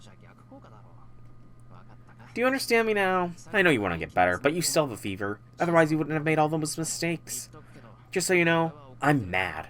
I'm not letting you back in the kitchen tomorrow. I won't let you push yourself again until you completely recover, so behave yourself and sleep. Yeah, I'm sorry, Shiro, but you are being a toxic boyfriend right now. Definitely a little bit of Gordon Ramsay leaking in there, but he's definitely being kind of toxic. I don't wait for her to answer and lead her by the hand to her bedroom. Oh, damn. Her footsteps are heavy, but I ignore them and took her to her room. Tosaka's waiting at the door. It's now 10 p.m. Time to go out on night patrol, even if it might be a waste of time. That was quick. How's Sakura? I got her into bed. She's clearly tired no matter what she says. She fell asleep as soon as she lied down. Okay, we'll leave the rest to Ilya and Ryder. I haven't seen her around, but Ryder's somewhere in the house guarding Sakura. As Tosaka says, Ryder's constantly protecting Sakura. She probably hasn't taken material form to avoid burdening her. She's unlikely to last even a few more days. I recall the priest's words. As long as the Holy Grail War continues, the crest worms inside Sakura will keep eating away her magical energy. In her state, it's dangerous to materialize her servant, and even if she does, Ryder won't be able to fight. Ryder must be standing guard in spirit form with that in mind. Hey, J6! Welcome to the stream. Howdy things. And if you are here not just to dip in and -3 to Bunnytoria, I have to ask, do you know anything about C# as far as the programming language? You look gloomy. Something you want to say? Huh? Something I want to say? That's a dumb question. Of course there is. Well, I got a call from my school today. It turns out that while I had signed up for the Java programming course, there was not enough people registered for it, so they canceled the course and instead gave me the options of JavaScript, Python, or C#. JavaScript is for more design-based work, as far as I can remember. Python, I'm going to be able to learn from boot.dev. So essentially, I'm taking C# next semester instead of Java programming. Yeah, JavaScript for websites, yeah. Can we take down Zauken tonight? We can't afford to drag this out much longer. Sakura grows weaker every day. If the priest is to be believed, she could die tomorrow. No, we can't beat him right now. I understand the urgency, but you'll need to be patient if you want to save Sakura. If we go down, then there's no one else to help her. We can't fight yet, I get that, but then... You think there's no point in going out on patrol? Shiro, do you think defeating Zauken is all we need to do? Of course not, right? I thought we were also trying to stop innocent people from dying in the Holy Grail War. She's right. I know that, I do. There's a purpose to these patrols. We'll have to flee if we run into the enemy, but we can do whatever we can to protect more people from falling victim like they did last night. But what exactly did I swear to protect again? Hey, Emiya, are you okay? Just a little dizzy. Sorry about that, Tosaka. It was thoughtless of me. It's okay, you don't need to apologize. Sakura's in danger, but you're tired too. I mean, as far as I know, Java is like a one and done. It can be used anywhere. That's kind of the main reason I was going to be taking Java initially, but I did do a little bit of looking into C# and it seems comparable to Java, but yeah, so I'm taking C# next semester. I'm not sure how it's going to go, but I will find out in a couple weeks' time. Just a couple weeks' time until it begins. Actually, I should have had you learn today's projection over 3 days. I understand why you want to go to fight him right away, since you've succeeded on the first day. Alright, J6. Huh? I learned how to use projection today. What's wrong? Did I say something strange? No, today's training was so hard, it took everything I had just to hang in there. Still doesn't quite feel real. Yeah, you looked like you were in a trance, but it was worth it, and you managed to project one dagger at the end. Though your success rate is still under 10%, so it still needs work. Man, Heaven's Feel route is the route of memory problems, man. Well, that makes sense if it happened while I was in a trance. My sense of time must have gone numb from concentrating so hard. It felt like evening came before I even knew it.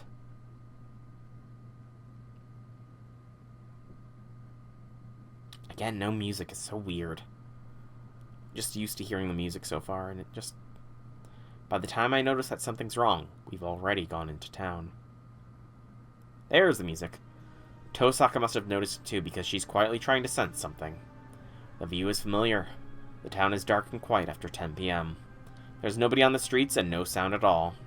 It's a silent night that I've grown used to seeing since the Holy Grail War started. But it's... quiet. Tosaka whispers next to me. Yes, it's quiet here. For the last few days, the town has become as quiet as ruins, sinking into a still slumbering once night falls. And yet, the silence tonight is beyond anything I've experienced so far. Hey, yesterday, was it like that over there? All the streetlights are dark, and not to mention the houses. Tosaka is squinting in the direction of Ryoto Temple.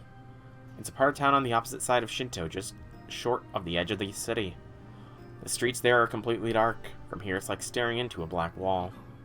Let's go. That's all I say as we begin to walk toward the darkened streets.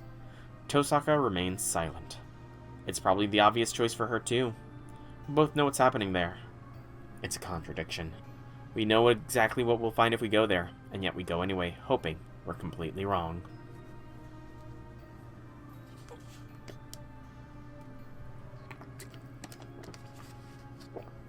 What exactly did I feel when I laid eyes on it? This dark wall with nothing beyond it. The instant I step through it and see the town I know, I understand what's occurred. The town is too quiet. Sleeping isn't enough to describe it. This is a complete void without any sign of human life. It's the utter stillness of death, not slumber, when nothing is living anymore. I feel dizzy. The town hasn't changed. Around us, 50 or so houses are as black as night, looking exactly the same. There's no signs of their doors being forced. Nothing broke any windows to get in. Of course, no cream peeled off the walls and roof to get at what's inside. In the same way, the presence of over 100 residents is simply absent. Let's try going into that house. Tosaka puts on some gloves and breaks into a nearby house. We pass by the nameplate. We open the front door. We walk down the hall. We explore the first floor, check the second, find absolutely nothing, and leave. What of the people in the blacked out houses? Tosaka tells me they're gone. The town looks as it always does at night. The buildings are completely intact and there aren't any dead bodies. It's perfectly clean, and nobody will notice anything off once dawn breaks. And yet... it looked even more barren than back then. We checked a few more houses, but our findings were exactly the same. There was no damage to any of the buildings and no people inside. All they left behind was some traces of magical energy that made my chest ache. On every single building, road, and patch of ground, we found dark traces of something stuck to them that keeps its shape and color, even now. We knew even without saying anything that it was the cause of this pristine tragedy. I feel dizzy. I'm irritatingly nauseous. Corpses without bodies, bleeding without blood, an uninhabited neighborhood devoured by a shadow. While I walk through it all on edge. A completely unrelated image comes to mind for some reason. But it isn't unrelated. It can't be if I'm thinking of it here. Stop. Remember. Remember. You know this presence. This scent.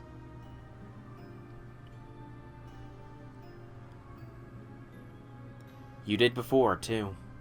What did you imagine the first time you laid eyes on that abomination? Don't notice it. It's the same. No, something even heavier attacked everyone here. It's not true. It was the same. Why did you imagine what you saw?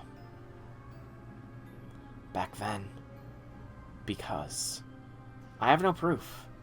I have no reason. I have no motive. I have no evidence. It doesn't look like anyone. It shouldn't be true. It can't be true. I must not acknowledge it. But the more I think, if I become a bad person, I don't have any proof at all, but my mind tells me this hunch is true. I know it is because that sensation was... Stop, don't think these stupid thoughts. Too similar to my nightmares of... Why'd you stop? Is there anything else you wanted to check out? I shake my head and get rid of the dizziness. I must have gotten a whiff of the shadow left behind. No, I just got nauseous. Don't mind me and keep talking, Tosaka. Really? Darn. Its residue still affects you, even after I increased your magic resistance. I guess that's to be expected, given it's a massive blob of magical energy. I wouldn't be able to eat the entire town if it wasn't. No, that's not why I'm feeling tired. I was just feeling literally disgusted. Tosaka seems to accept that. More importantly, we need to confirm what happened here. So what happened over there anyway? Pretty much the same meal as before, it's just on a different scale now. Before, I wouldn't have expected to find its muddy dregs on each and every house. It must have covered an entire area like a tsunami and melted into the ground. It must have been so hungry it wanted to eat them all in one bite. It doesn't seem to have a taste for inorganic things, though. It ignored everything that wasn't alive and digested every living thing without leaving a trace. The only mercy was that it happened instantly. They wouldn't have had time to feel any pain or fear. Yeah, except for the fact that the shadow consumes them body and soul, so now their souls are slowly being digested in ever-living torment. That's just, you know, a mild bad thing to happen to all these people. A bounded field of dissolution. Tosaka explains the bounded field Rider deployed at school was like Magecraft with an instantaneous and powerful effect. Problem is that I didn't sense any magical energy, even though such a large spell was activated. If the shadow did this, then this isn't its Magecraft, it's its innate behavior, meaning that a dissolution of this size is no different than tossing and turning in bed for that thing. Yeah, if not just completely destroyed, you know, it might have digested their souls. No returning to the cycle, return of reincarnation, which is the canon for the Fate verse. I see, but it's over now. The shadow disappeared somewhere once it satisfied its hunger. We have no reason to pursue it now. Our patrols have lost their purpose. There were new victims despite our efforts, and we can't even detect the shadow, who's the key culprit. Whether it was the shadow or Zaukin, I thought we might be able to get our read on their movements and run to the scene to intervene. But that's lost its meaning now. We don't have any way to track the shadow, and more than that. I knew this already, but it's growing every day. At this pace, it'll be an unstoppable monster the next time it shows up. Right now, we don't have any chance of winning.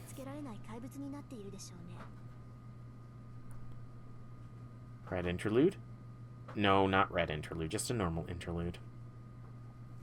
Quick drink of water while this loads.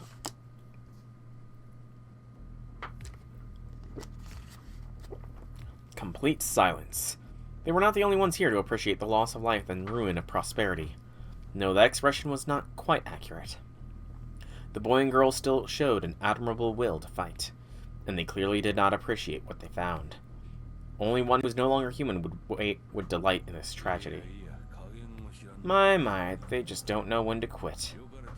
I thought it was fine to let them be, but perhaps it's time to nip this in the bud. The old man cackles. He blends into the shadows as he roams the uninhabited town, White Skull in tow. He's looking at the boy and girl. The old man pleasantly watches his enemies. He has no hostile intent. How could he hate something that is hardly even a foe to him anymore? To the old man, they are no different from pebbles by the wayside. But the White Skull thinks differently. To him, a threat is a threat, no matter how small. Any obstacles should be removed on the spot, even if they are beyond his own power to defeat. The man who was summoned as an assassin acts strictly according to that unwritten law. Should we not kill them where they stand? He inquires of his lord. The boy and girl are highly vulnerable as they walk through the ghost town. How can they be so defenseless in this land of death? The skull can only see them as sick individuals with a wish for death. Thus, one might even consider it a mercy to end them here. And yet, No, that would be a bit of a waste. I've let them live this long, so it would be dull to end them now. The old man has no mercy. He's rotten to the core, having lived over 500 years and lost his humanity in all but shape. What do you think of this plot, assassin? There's a living sacrifice here, a pitiable hunk of meat, shunned, hated, and cursed by the world of man. This meat nobly tries to save the world. As long as even one person is on its side, it endeavors to save the world and the world its allies live in. Goodness, passion's so precious and powerful. The world will never exhaust its hate for the meat, no matter what it does. It desperately tries to hold its mud in, believing that hating them would mean rejecting its ally. Therefore, nothing the meat does will matter. Okay, Janice. But what would happen if it was rejected by its only ally? It's always been scorned by the entire world. If its one and only hope were to betray it, it would have no morality to keep it in check. Then, Lord Mage, do you have that boy give the final push? Indeed I do. He is the right character to close out this play. He has grown more than expected, but managed to survive this long. It's only right I allow him the pleasure of killing it. He cackles in delight. Sadism and satisfaction color his mirth.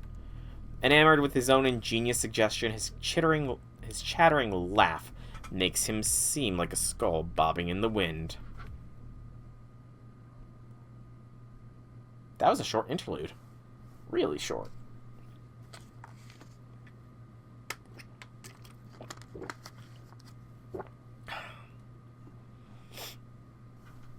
In the end, we got home before midnight. We decided there wasn't any point in wasting our stamina when there was nothing else to do. My feet feel heavy. The physical stress of training all day must be catching up with me. My body feels like lead and my eyelids might droop closed at any moment. I'm sleepy. Maybe my mind's worse off than my body. I want to sleep so badly, I might just curl up on the floor in this hallway.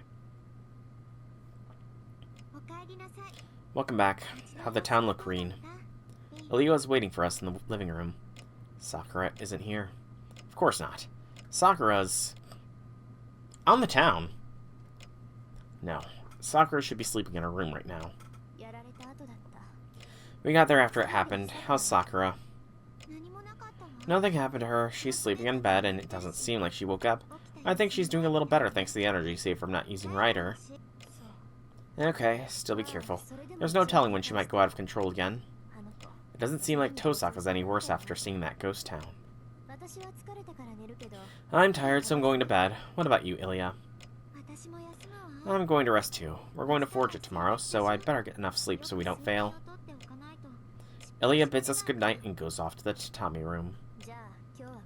That's it for today, then. Get some rest, Shiro. I don't think you've noticed, but you're really pale. How would you notice if your own face is pale, though? That's a question.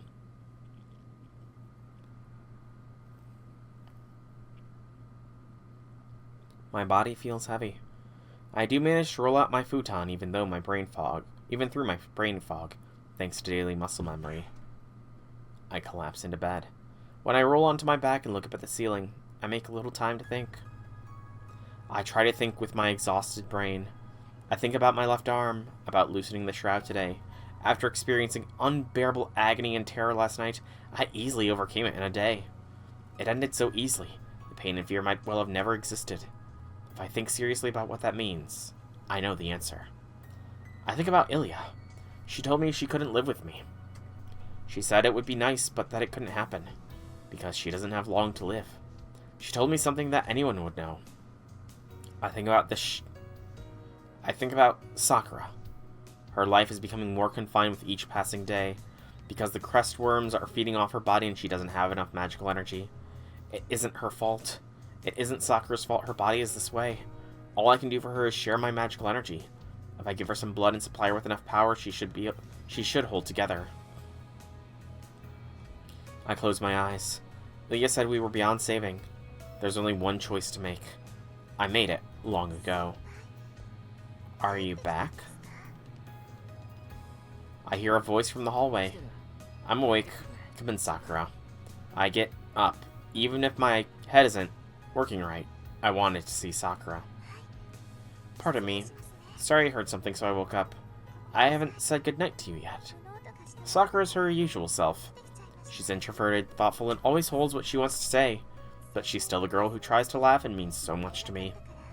Over the last year, she's become so stunningly beautiful that now I want to embrace her anytime we're alone together. She's the person I promised to protect forever. That's all I wanted to say. I feel like better thanks to you, and I think I'll sleep well tonight. Just wanted to let you know that you don't need to worry. Sakura's her usual self. Of course she is. Why wouldn't she be? She couldn't possibly be the Sakura that came onto me that one night. Am I disturbing you? Welcome back, Junus. You look really sleepy, or rather, tired. Did you get a good sleep? Huh? But I still voice my anxiety. My tired mind can't organize its thoughts. Yes, it was a restful nap. I still had scary dreams, but I managed to get through them because you stayed with me until I fell asleep. Scary dreams. I know I shouldn't ask what they were. I say nothing in reach for her long hair. Senpai. Come here, Sakura. My hand falls from her hair to her shoulder and I bring her in close. Senpai, Context-wise, this would be the third night you've done something, Sakura. Why are you acting so bashful still? You don't like it? I whisper in her ear as I hug her. Okay, Shiro, dude.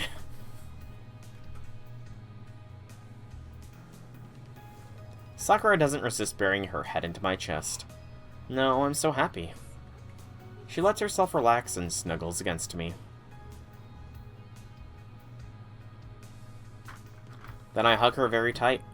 I can't control myself. Okay, now they're... Are they not even going to... Are they done trying to, like, censor? I always wanted to do this with her. There's been so many times I've wanted... No, there's...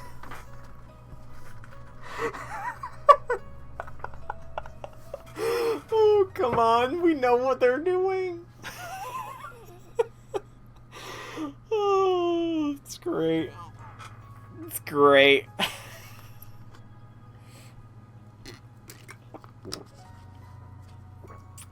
But damn, Shiro, you got them thoughts? So I do. Sakura's voice doesn't reach my brain. All I hear is my ragged breathing. If Sakura wants me, who needs me? But before I know it, I'm the one who's being satisfied. I lose track of time. Oh, man. Yes, they're just hugging here, clearly. All this dialogue clearly goes along with just hugging. Wink, wink, nudge, nudge. I try to keep watching this nightmare until morning, but the power soon goes out in my body. I start to fall asleep, still holding Oh, they're holding hands. Oh my. How lewd. Oh. Oh, Shiro, are you seriously falling asleep on Sakura before she, you know?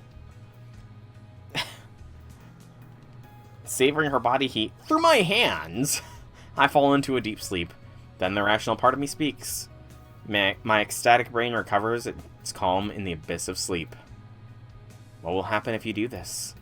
By drowning yourself in Sakura, maybe you're decisively admitting that your fears are justified. Oh, jeez. Is that the end of this day? Again, another short day. Oh. Red interlude.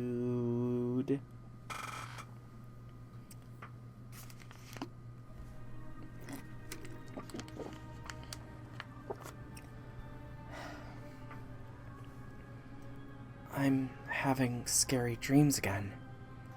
Something creeps along the road.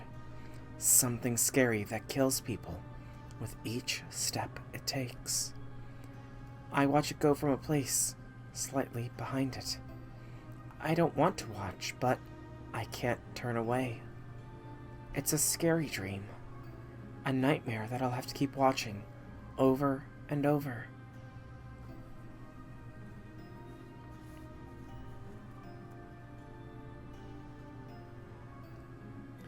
But if I'm being honest, I've started to feel a slight closeness to it. I was afraid at first, but I'm used to seeing it now. Above all, this child doesn't have a bad heart. It just eats in a different way than we do. It's a lot like me. I have no idea what's being said.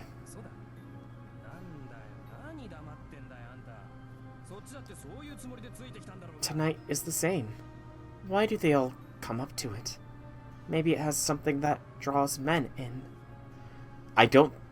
So, I'm wondering here. Like... this is clearly Sakura's dream. She's dreaming that she's falling behind the shadow. And we know she is the shadow. So, she has to be, like, astral projecting herself out. But why does she appear as the blob to some people, but as herself to others? You know? No matter how many people it kills, no matter how many days this goes on, all it needs to draw on food is walk around at night. It eats. At first, it ate in a rush, but it's gotten the hang of this. There's no need to hurry. Once they're pulled in by their feet, it's over. It eats up their heart and mind without leaving a single drop.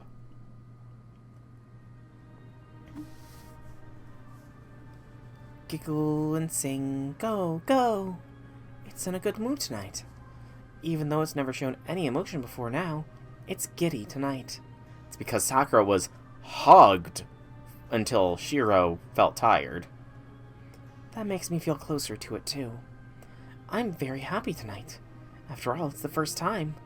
The first time Senpai sought me out himself. Yeah, so there's nothing to be afraid of anymore. I'll still have these scary dreams, but they're no problem at all. The world seems so beautiful and kind because Senpai's looking at me. So I start to think that even this bad dream could go on a little longer, and I set out in search of my next meal. The context has been dropped. Right there. The context has been dropped. It's not her following around. She knows she's the one eating. I mean, it's not really kidnapping. There's just people going missing. There's no murders because the people are gone. Like, outside, like she said, the first time she ate, it was in a rush. That's why there was body parts left behind. But now, she's just devouring them whole. Unfortunately. Oh. This is that night.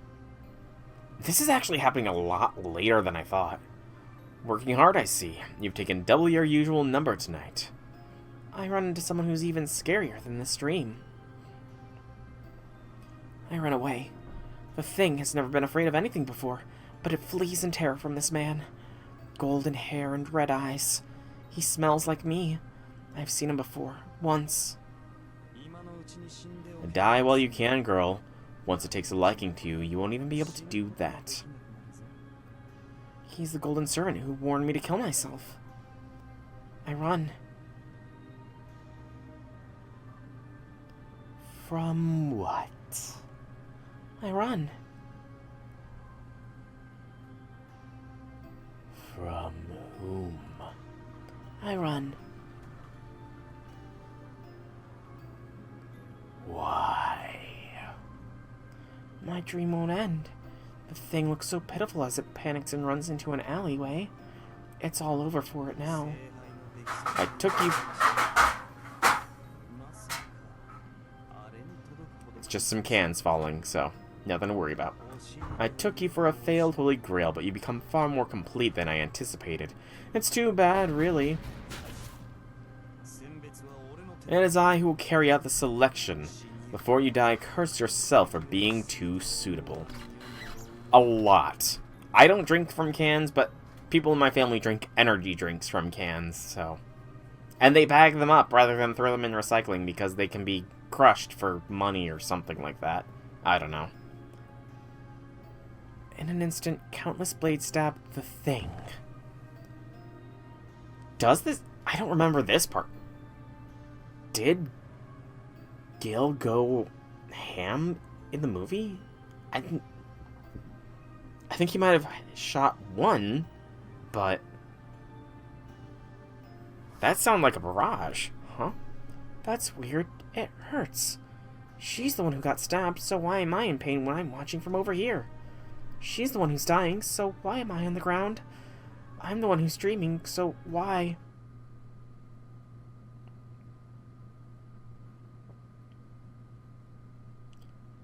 Why is my body cut to ribbons? Oh, I'm in a dream, but it hurts, senpai. Something's spilling out of my stomach. I must look so pathetic. It hurts. I try to put the squishy things back inside, but my hands are playing somewhere else. Okay, yeah, it was not this graphic in the movie. Good gracious, Gil. Well, we know Gil does not pull a Thor. Gil, you should have gone for the head. My feet. I have feet, but the body they're attached to is dangling around. No. When I try to say something, it hurts like I've been struck by lightning. But I can't move, so I can't get away. Why am I... Still breathing. How filthily you cling to life, girl. He has no mercy. The golden man snaps a finger, and a blade bigger than my own body chops my head off. Oh, maybe... I guess he does go... Good gracious, what is her regeneration rate? A nightmare. This is a nightmare. It's just like the dreams I've had so far. It isn't really happening. Once I open my eyes, I'll be back in Senpai's house. See, I'm about to wake up. Because it hurts so much. It hurts so much I want to die. So unless I wake up, I really will.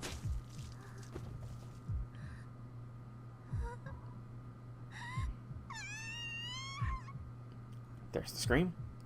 But I can't wake up. I can't wake up from this dream. Help. Help. It hurts. Help. Help. I need to hurry and wake up, or else it'll take me with it. I don't know. I'm trying to think of a good voice for the red text. I can't decide. But I can't wake up. I can't wake up from this dream. This dream. I can't get out of this dream, senpai.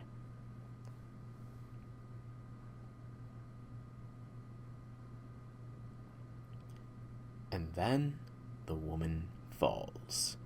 She sprawls on the ground like an insect pinned to a museum plaque, her entire body skewered by noble phantasms. The woman is still conscious. Her life is far beyond saving, but she doesn't know when to quit, and keeps trying to move her limbs. Still breathing.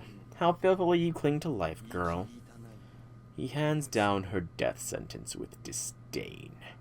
The Golden Man, the heroic spirit named Gilgamesh, mercilessly lets the final stroke fall. Don't want to die. Senpai finally looked at me. I wanted him to hug me. The woman must not be seeing anything anymore. As if in a trance, she speaks a mundane wish in her final moments. Finally, just when she'd finally grabbed hold of a small sliver of happiness, reaching for that shred of cloth. Oh, I don't want to die. I don't want to die. Because if I die by now, Nessan will take him from me. You offend my sight. How dare you make me work so hard? The executioner's sword falls. The dream is over. The woman's mind sinks into a pool of blood and disappears into the dirty alleyway floor, never to wake again.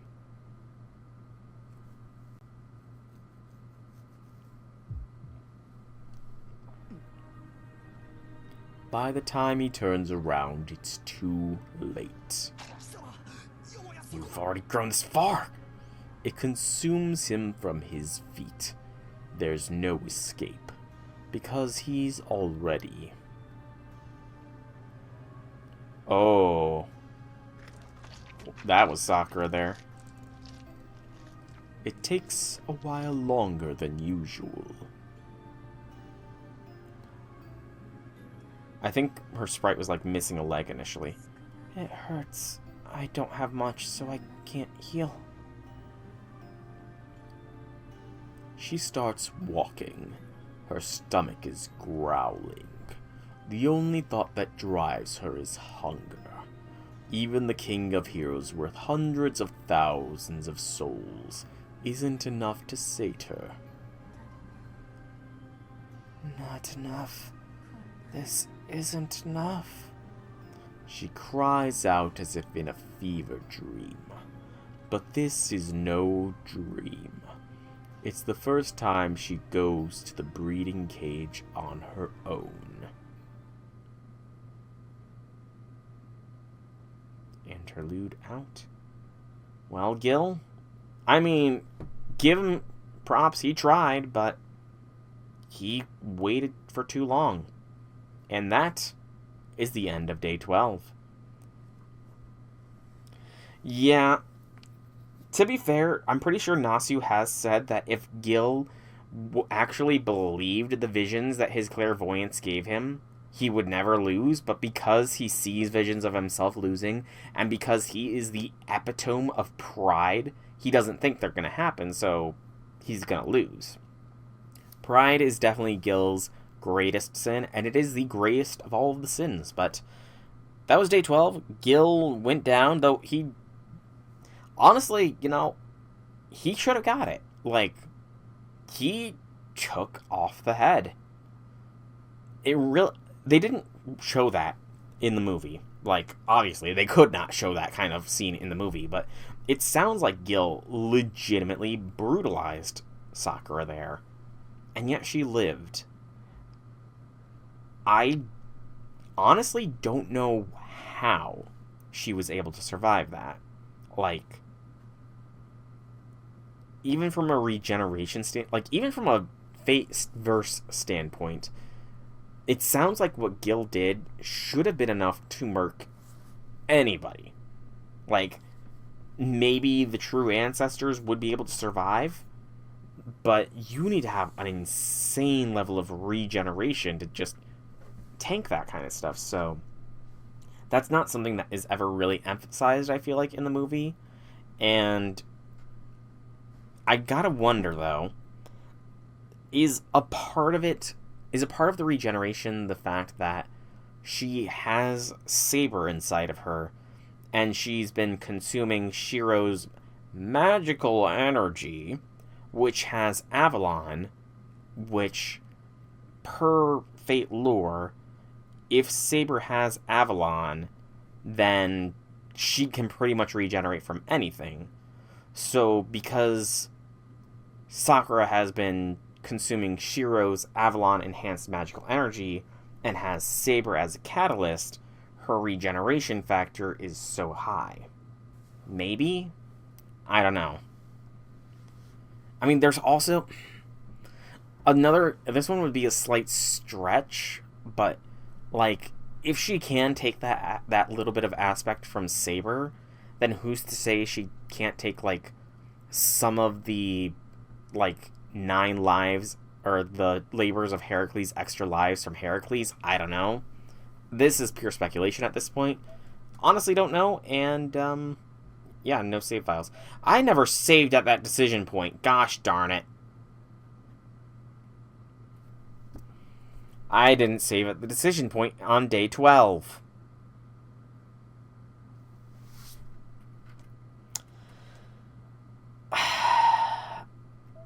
I guess I'm going to overwrite here. And when the time comes, I will have to do that later.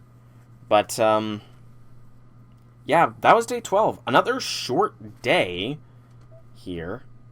Nope, not going back to the beginning. Not going back to the beginning. But I'm going to check the flow chart here. Just because I feel like on all of the other routes, day 13 is like the last day or something.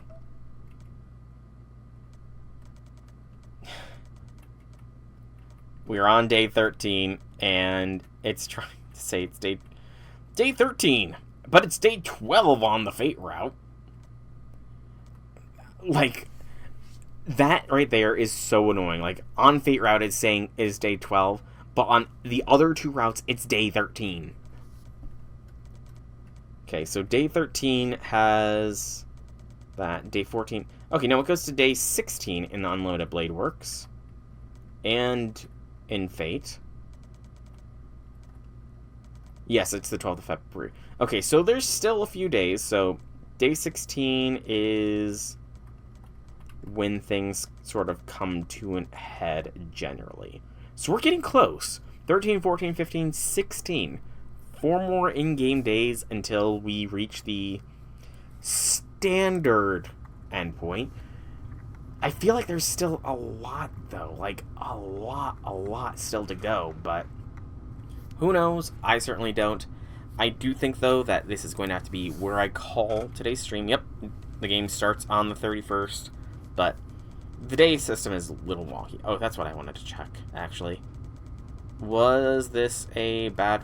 No, it was not necessarily an immediate bad end, but no guarantee it's not going to turn into one. Anyways, so I think I am going to call this here. I do think, though, that given there is the FGO event drops next Thursday, that it will be next Friday is going to be FGO, so probably Monday is going to be FSN.